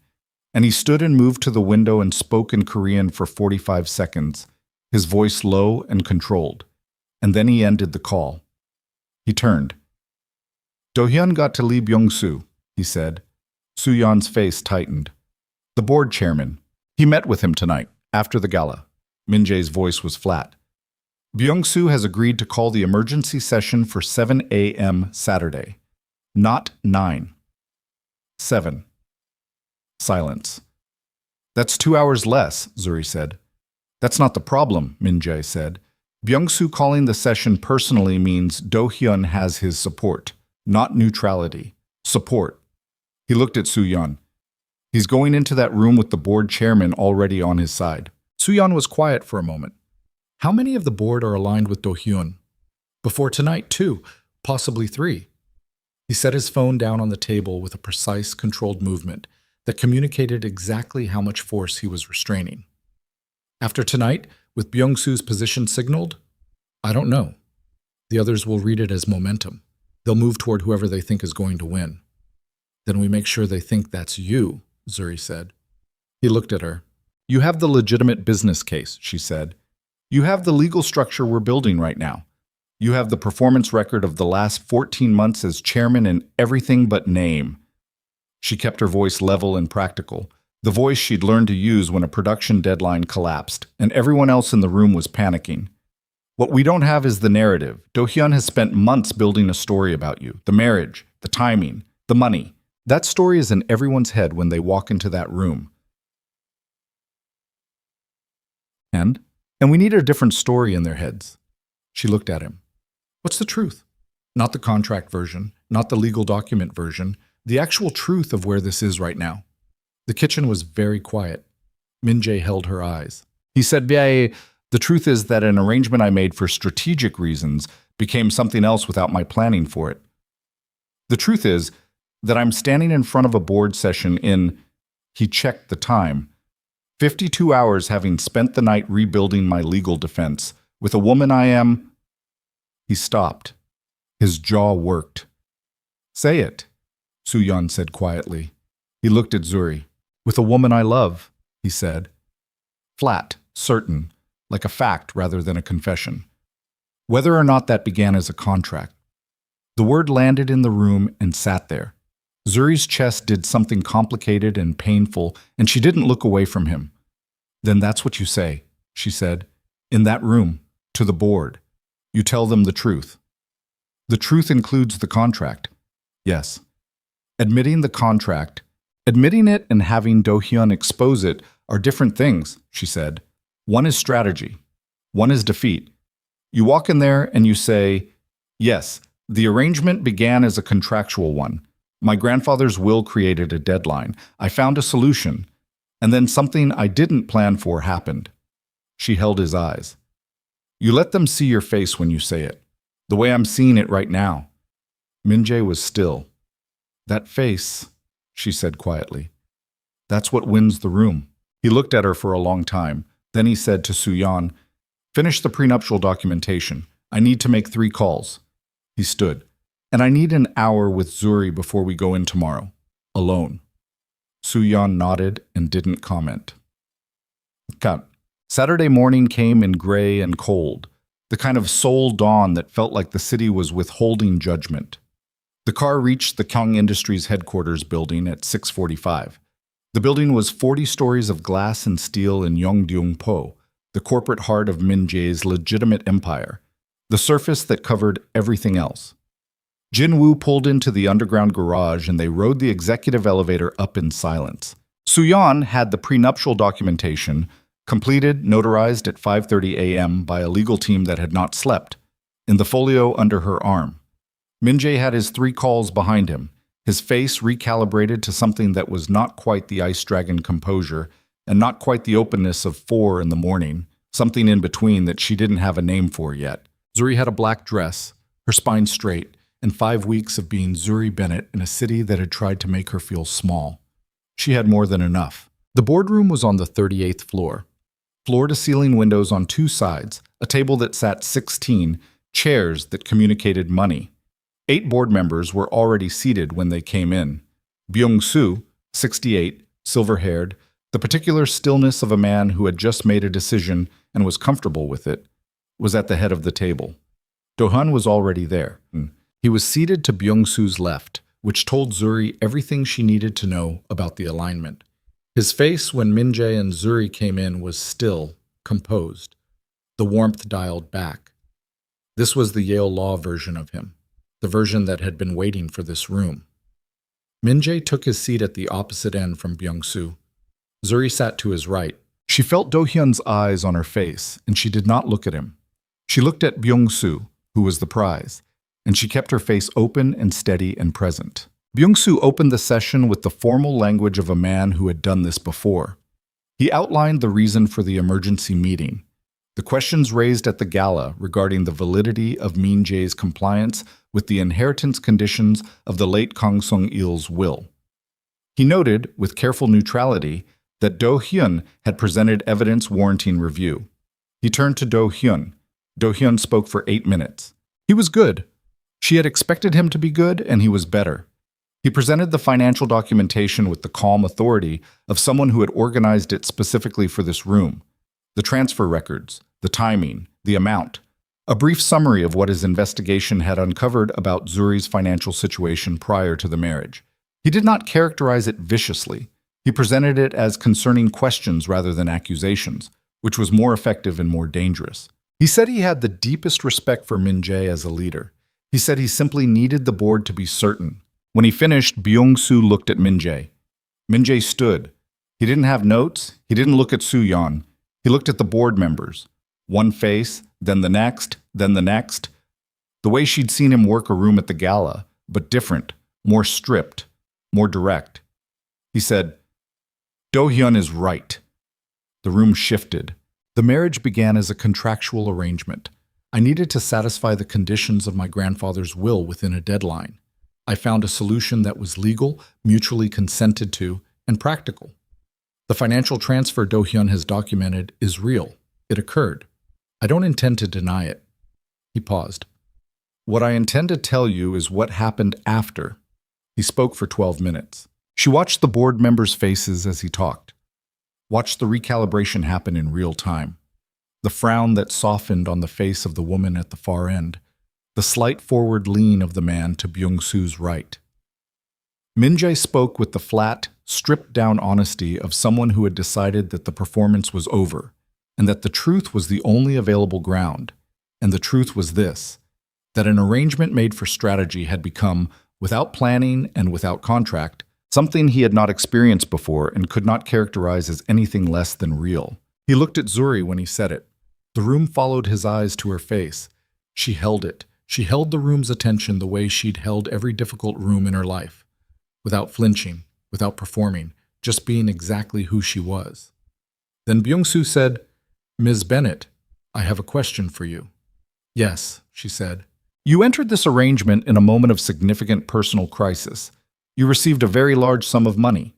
His voice was neutral, measured. "I need to ask you directly, is this marriage, as it exists today, genuine?"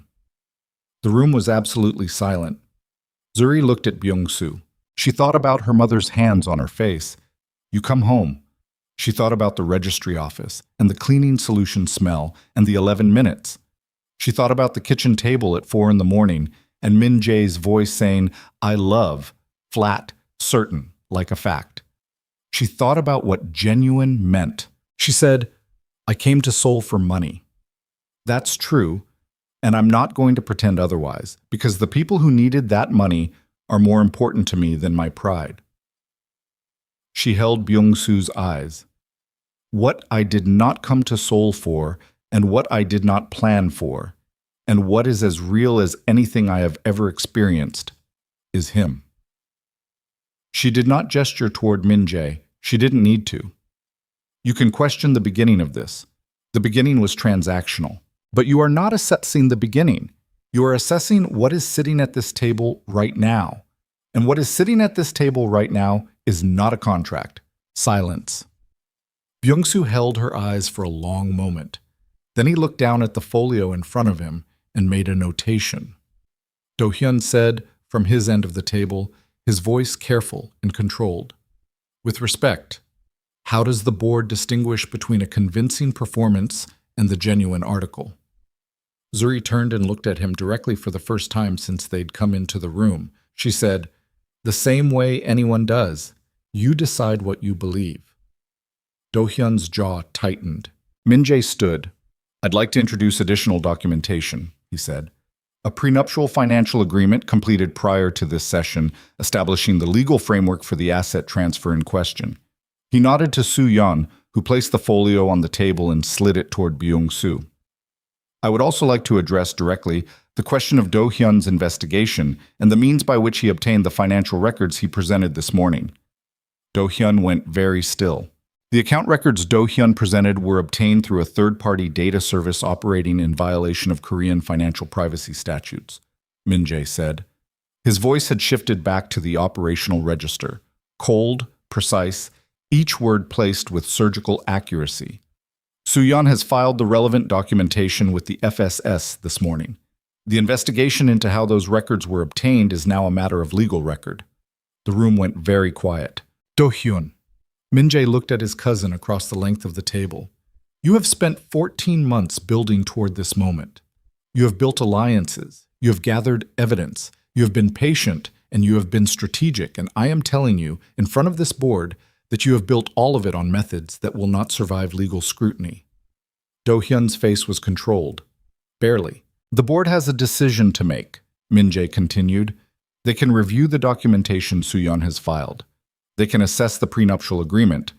They can consider the testimony given in this room this morning. A pause. Or they can continue to assess the narrative that Do-hyun has constructed with illegally obtained evidence. Byung-soo was looking at the prenuptial documentation. He was reading. The room held its breath. Do-hyun said, his voice tight at the edges for the first time. The prenuptial agreement was completed last night, after the gala, after the exposure. The timing is documented and notarized, Soo-yeon said calmly. Completed at 5:17 a.m. today, in compliance with applicable statutes. The timing is not in question. It's convenient, Do-hyun said. Many legal documents are. Soo-yeon met his eyes without blinking. Convenience is not a legal objection. Do-hyun's hands, flat on the table in front of him, pressed down slightly. She watched his fingers whiten at the tips. The composure was still there. The Yale law training was still there. But underneath it, the architecture of the last 14 months was making a sound that buildings make when the load shifts. Byung-soo looked up from the documentation. He looked at Min-jae. He looked at Zuri. He looked at Do-hyun. He said, I'd like a 30-minute recess. They waited in a glass-walled conference room on the same floor. Min-jae stood at the window. Soo-yeon sat with her laptop and did not speak. Jin-woo was outside the door. Zuri sat in a chair and looked at her hands. She thought about what she'd said in that room. What is sitting at this table right now is not a contract. She thought about how completely true that was and what it was going to cost her when the year ended. If the year ended the way it was supposed to, if the contract expired and the divorce papers materialized and the life she'd built in this city in these 5 weeks was just... Min-jae turned from the window. He crossed the room and crouched in front of her chair, which she had not expected. The physical lowering of it, the deliberate drop from his height to hers, and looked up at her from that position with his face entirely open. Whatever happens in the next 30 minutes, he said. Don't. Zuri, don't tell me it'll be okay. You don't know that. I know, he said. I wasn't going to say that. A pause. I was going to say whatever happens in the next 30 minutes. I meant what I said last night. That doesn't change based on what the board decides. She looked at him. She looked at his face, the face she'd been studying for 5 weeks without admitting she was studying it. The particular quality of his attention and the line of his jaw and the way his eyes held hers with that absolute focused presence that had nothing evasive in it anymore. She said, You told the room the truth. All of it. Yes. The contract, the arrangement, everything. Yes. You could lose the inheritance. If the board decides the conditions weren't met in good faith, I know. Then why? Because you were right, he said. In the car, after the Kim dinner. You said there's a difference between an employee and a wife. His voice was steady and rough and certain. I am done treating you like the first thing. Her throat ached.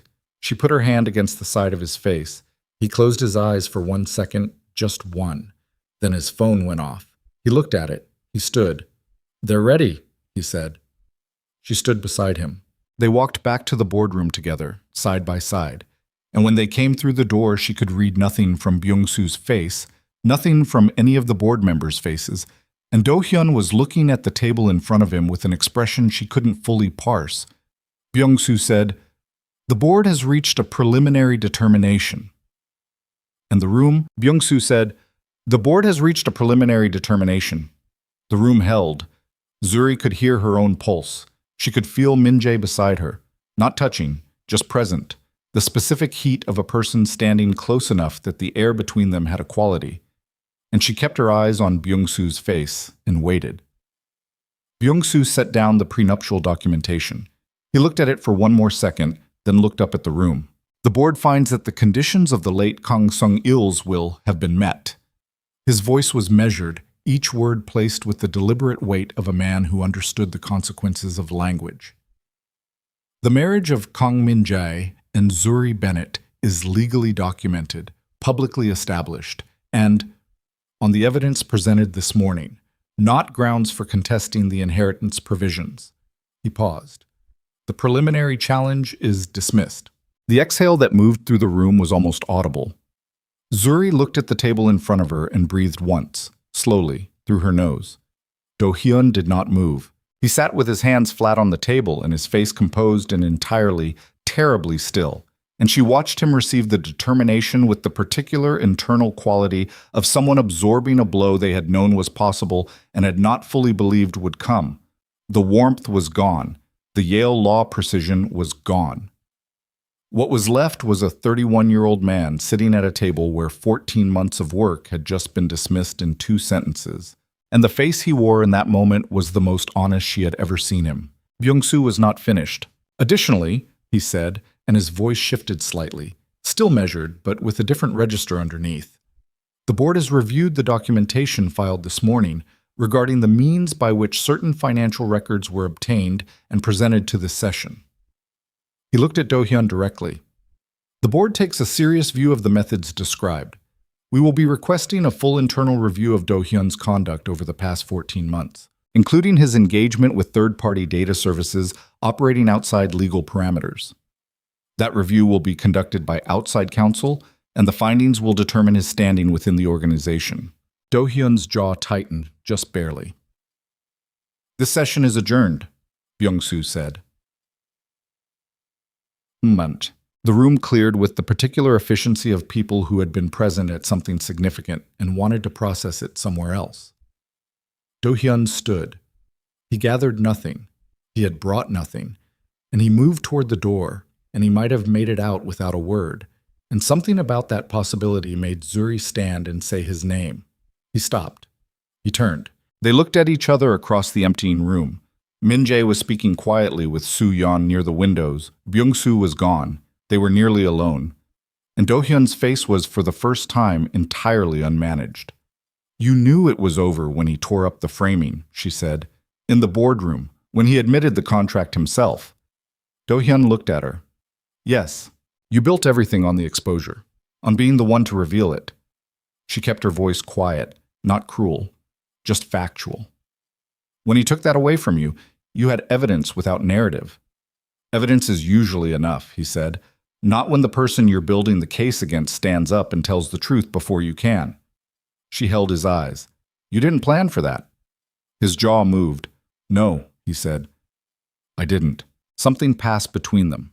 Not warmth, not forgiveness, not anything that could be named easily. The recognition of two people who had been in the same room for the same stakes and had come out on different sides of it. "I genuinely believe I was the better choice for this organization," he said, and the thing that made her chest ache slightly was that she believed he believed it. "I still do." "That might be true," she said, "but that's not what today was about." He looked at her for a long moment, then he said quietly, "Take care of him. He doesn't know how to ask for that." He walked out. She watched the door close behind him and stood there for a moment with that sentence in her chest, the specific weight of it, the unexpected generosity buried inside the concession of a man who had just lost everything he'd built toward. Min-jae appeared at her shoulder. "What did he say?" he said. "Something true," she said. He looked at the door. His face was unreadable in the way that was different now from the old unreadability. Not closed, just quiet. Processing. "It's done," Soo-yeon said from behind them. She had her phone in her hand, already moving to the next thing. "The formal documentation will be filed by end of business today. The inheritance is secure. The internal review of Do-hyun's conduct will take 6 to 8 weeks, and I expect the findings will effectively—" She stopped, looked at both of them. "You should go home," she said. "Both of you. I'll handle everything from here." Min-jae looked at her. "Soo-yeon." "Go home, Min-jae," she said, and the warmth in it was real and brief and then gone again under the professionalism. "I've been doing this job for 9 years. Go home, boss." They didn't talk in the car. Not because there was nothing to say, but because there was too much. And the morning had used up something in both of them. And sometimes the truest thing is silence that doesn't need to be filled. Jinwoo drove. Seoul moved past the windows in the gray November morning, the city indifferent and enormous, and exactly what it had been before the boardroom and the gala and the registry office and all of it. The Han River visible to the south as they crossed into Gangnam, the tower blocks and the traffic, and the particular quality of this city's light that Zuri had spent 5 weeks learning to read. She looked at it. She thought, I know this city now. Not all of it, not even most of it, but the shape of the neighborhood, the rhythm of the streets, the way the light changed over the river in the late afternoon. The convenience store on the corner 2 blocks from the building where the woman behind the counter had started nodding at her by the 3rd week. The park where she ran sometimes when the building gym felt too enclosed. The restaurant where Haya Jin had taken her for lunch once. A small place with no English menu where Zuri had pointed at what the woman at the next table was eating. And it had been the best thing she'd tasted since she'd arrived. She thought, I know this place. She thought, I am not ready to leave this place. She pressed the thought down and looked at the river. Back in the penthouse, in the kitchen, in the ordinary light of a Saturday morning that had been something else entirely 6 hours ago, Min-jae made coffee. She watched him do it. The specific, deliberate way he moved through this task. The same precision he brought to everything, but quieter now. The precision of a man performing a small domestic action in his own home rather than a leader performing authority. And something about the ordinariness of it undid her slightly. He set a cup in front of her. She wrapped both hands around it. They sat at the kitchen counter and drank coffee and said nothing for a while. And the silence was the good kind. The kind that means 2 people are comfortable enough to be quiet together, which is a thing that takes longer to build than conversation and means more. My mother's second treatment cycle starts Monday, Zuri said eventually. I know. He looked at his cup. Soo-yeon forwarded me the treatment schedule you sent her when you arrived. She looked at him. You've been following her treatment. I've been... He paused. I wanted to know how it was going. She didn't say anything. She's responding well, he said. The coordinator's reports have been positive. How do you know what the coordinator's reports say? A pause. Soo-yeon has a contact at the medical center, not for surveillance. I asked for updates because... He stopped. His jaw moved. Because it mattered to you, and things that mattered to you started mattering to me, and I did not know what to do with that, except to pay attention to it. The kitchen was very quiet. Zuri set down her cup. Min-jae, she said. He looked at her. I need to ask you something. And I need you to answer me honestly. Yes. When the year ends, she said. The contract expiration. The divorce papers. She held his eyes. What were you going to do? He was quiet for a long moment. Honor it, he said.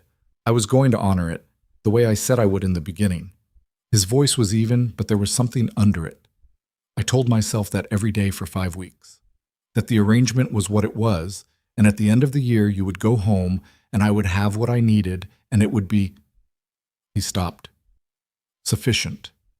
And now, he said, I sat in front of 8 board members this morning and told the truth about what this is.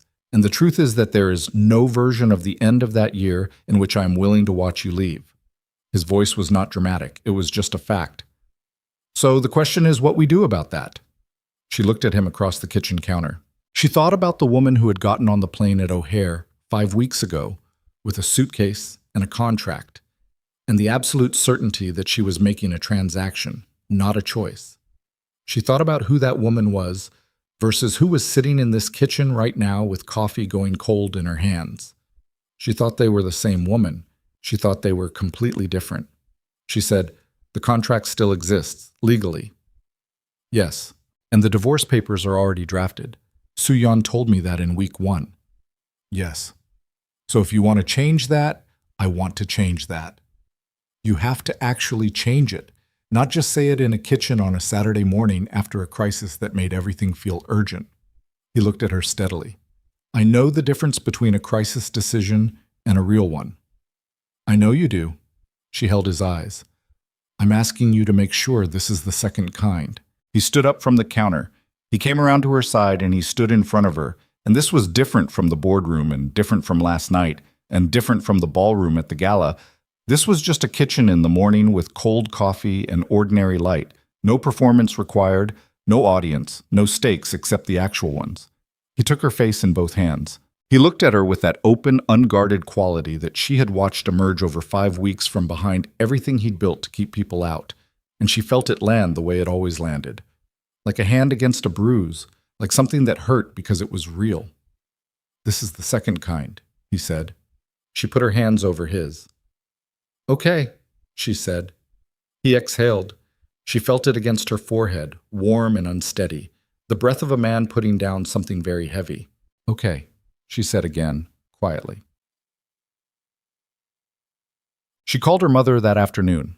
Gloria picked up on the second ring, the way she always did, and said, "Tell me," before Zuri had said anything past hello, because Gloria Bennett had always been able to read her daughter across any distance.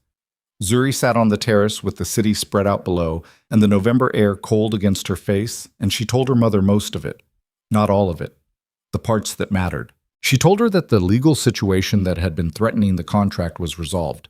She told her that she was safe. She told her that the treatment money was completely secure, untouchable, not connected to anything that had happened this morning or last night. And then she told her the rest, not in the polished, composed language she usually used.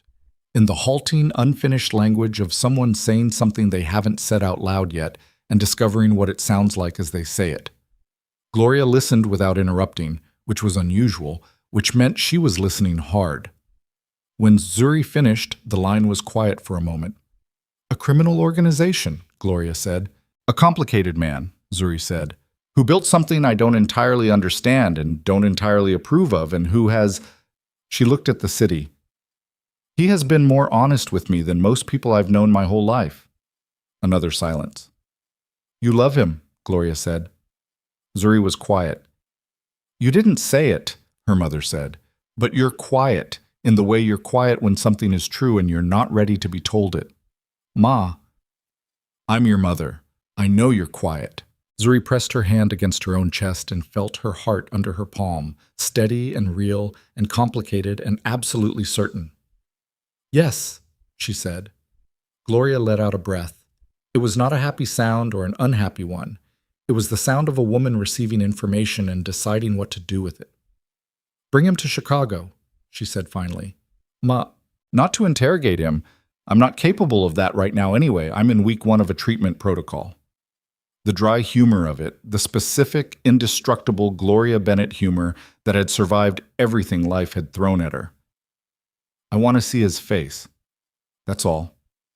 Zuri laughed, and it came out smaller and shakier than she intended. "I'll ask him," she said. "You'll tell him," Gloria said. "There's a difference." After she hung up, Zuri sat on the terrace for a long time, looking at Seoul, and let herself feel all of it. The exhaustion and the relief and the complicated, unexpected weight of a happiness she hadn't planned for and didn't entirely know what to do with yet. She let herself feel it without pushing it down or naming it prematurely or building any structure around it. She just sat with it. That was enough for now. The weeks after the board session were different. Not immediately. The days after were still dense with legal work, with Soo-yeon's ongoing management of the internal review, with the careful process of Do-hyun's removal from influence that happened not in a single dramatic moment, but in the slow, documented, irrevocable way that real power shifts happen, one provision and one board resolution at a time. Do-hyun did not contest it. He was, Soo-yeon reported 3 weeks later, in the process of establishing his own independent consultancy. The internal review had found 3 violations significant enough to end his organizational standing. He had accepted the findings. He had not, to anyone's surprise or otherwise, made any further public statements about the marriage. Min-jae heard the final report in the study one evening while Zuri was in the kitchen teaching herself to make kimchi jjigae with the patient, opinionated assistance of Mr. O. And when he came in and she looked at his face, she could read it. "Done?" she asked. "Done," he said. Mr. O pushed a bowl of something toward him without being asked, and Min-jae sat on the kitchen stool and ate it, and the 3 of them occupied the kitchen together in the comfortable, specific quiet of people who had shared a space long enough to know how to be in it. After, Zuri said, "I told my mother about you." Min-jae looked up from his bowl. "She wants to meet you," Zuri said. "When the treatment cycle is stable enough for travel, she's going to be in Chicago for the next phase." He held her eyes. "She said I should tell you, not ask you." Zuri raised an eyebrow slightly. Those were her exact words. Something moved through his expression, something she would have missed in the early weeks, something that only registered now that she knew how to read him. Emotion, quickly held steady. "Then I'll go," he said. "She'll interrogate you." "I know." "She's relentless. I've dealt with syndicate elders," he said. "I think I can manage one woman in a hospital room." "You've never met my mother." He looked at her with something that was almost a smile.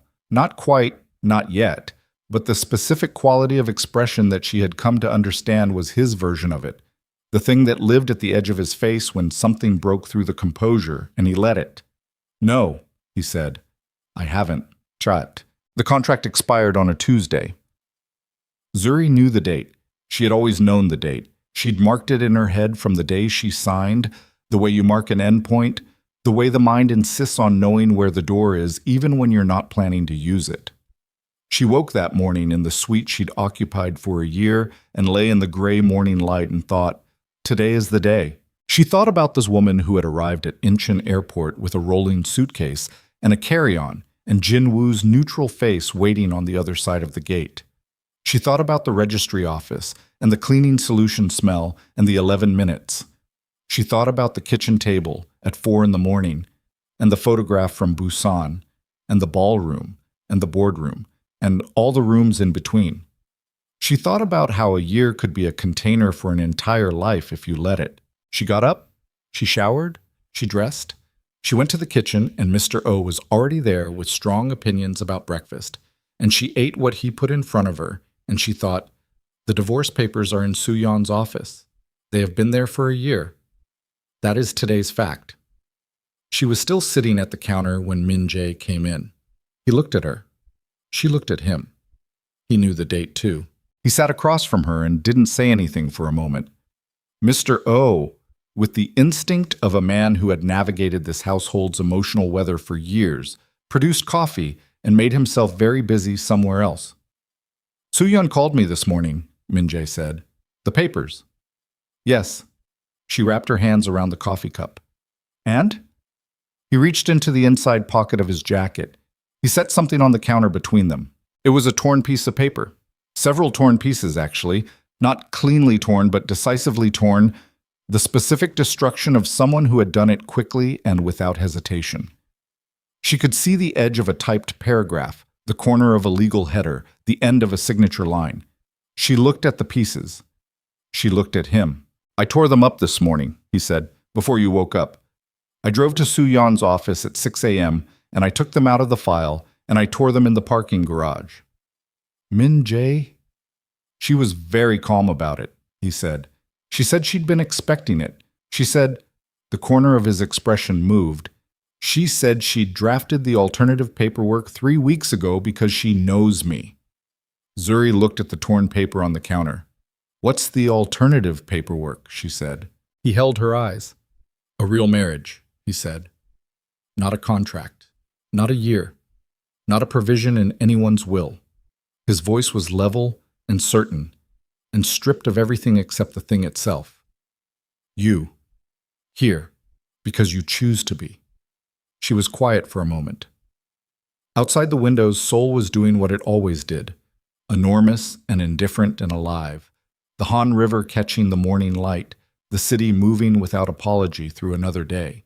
She thought about Chicago, her apartment, which she'd sublet for the year, which was probably still waiting for her with its drafty windows and the coffee shop on the corner, and the lake in all its moods and the flat, specific sky of a Midwestern city she had loved her whole life. She thought about this kitchen. She thought about Mr. O's opinions about breakfast. She thought about the park 2 blocks away and the woman at the convenience store who nodded at her. She thought about her mother, who was 2 weeks into her 3rd treatment cycle, whose most recent call had included the oncologist's words cautiously optimistic and Gloria's words, I've been cautiously optimistic about things my whole life and most of them worked out, so. She thought about a 12-year-old boy in a photograph taken in Busan.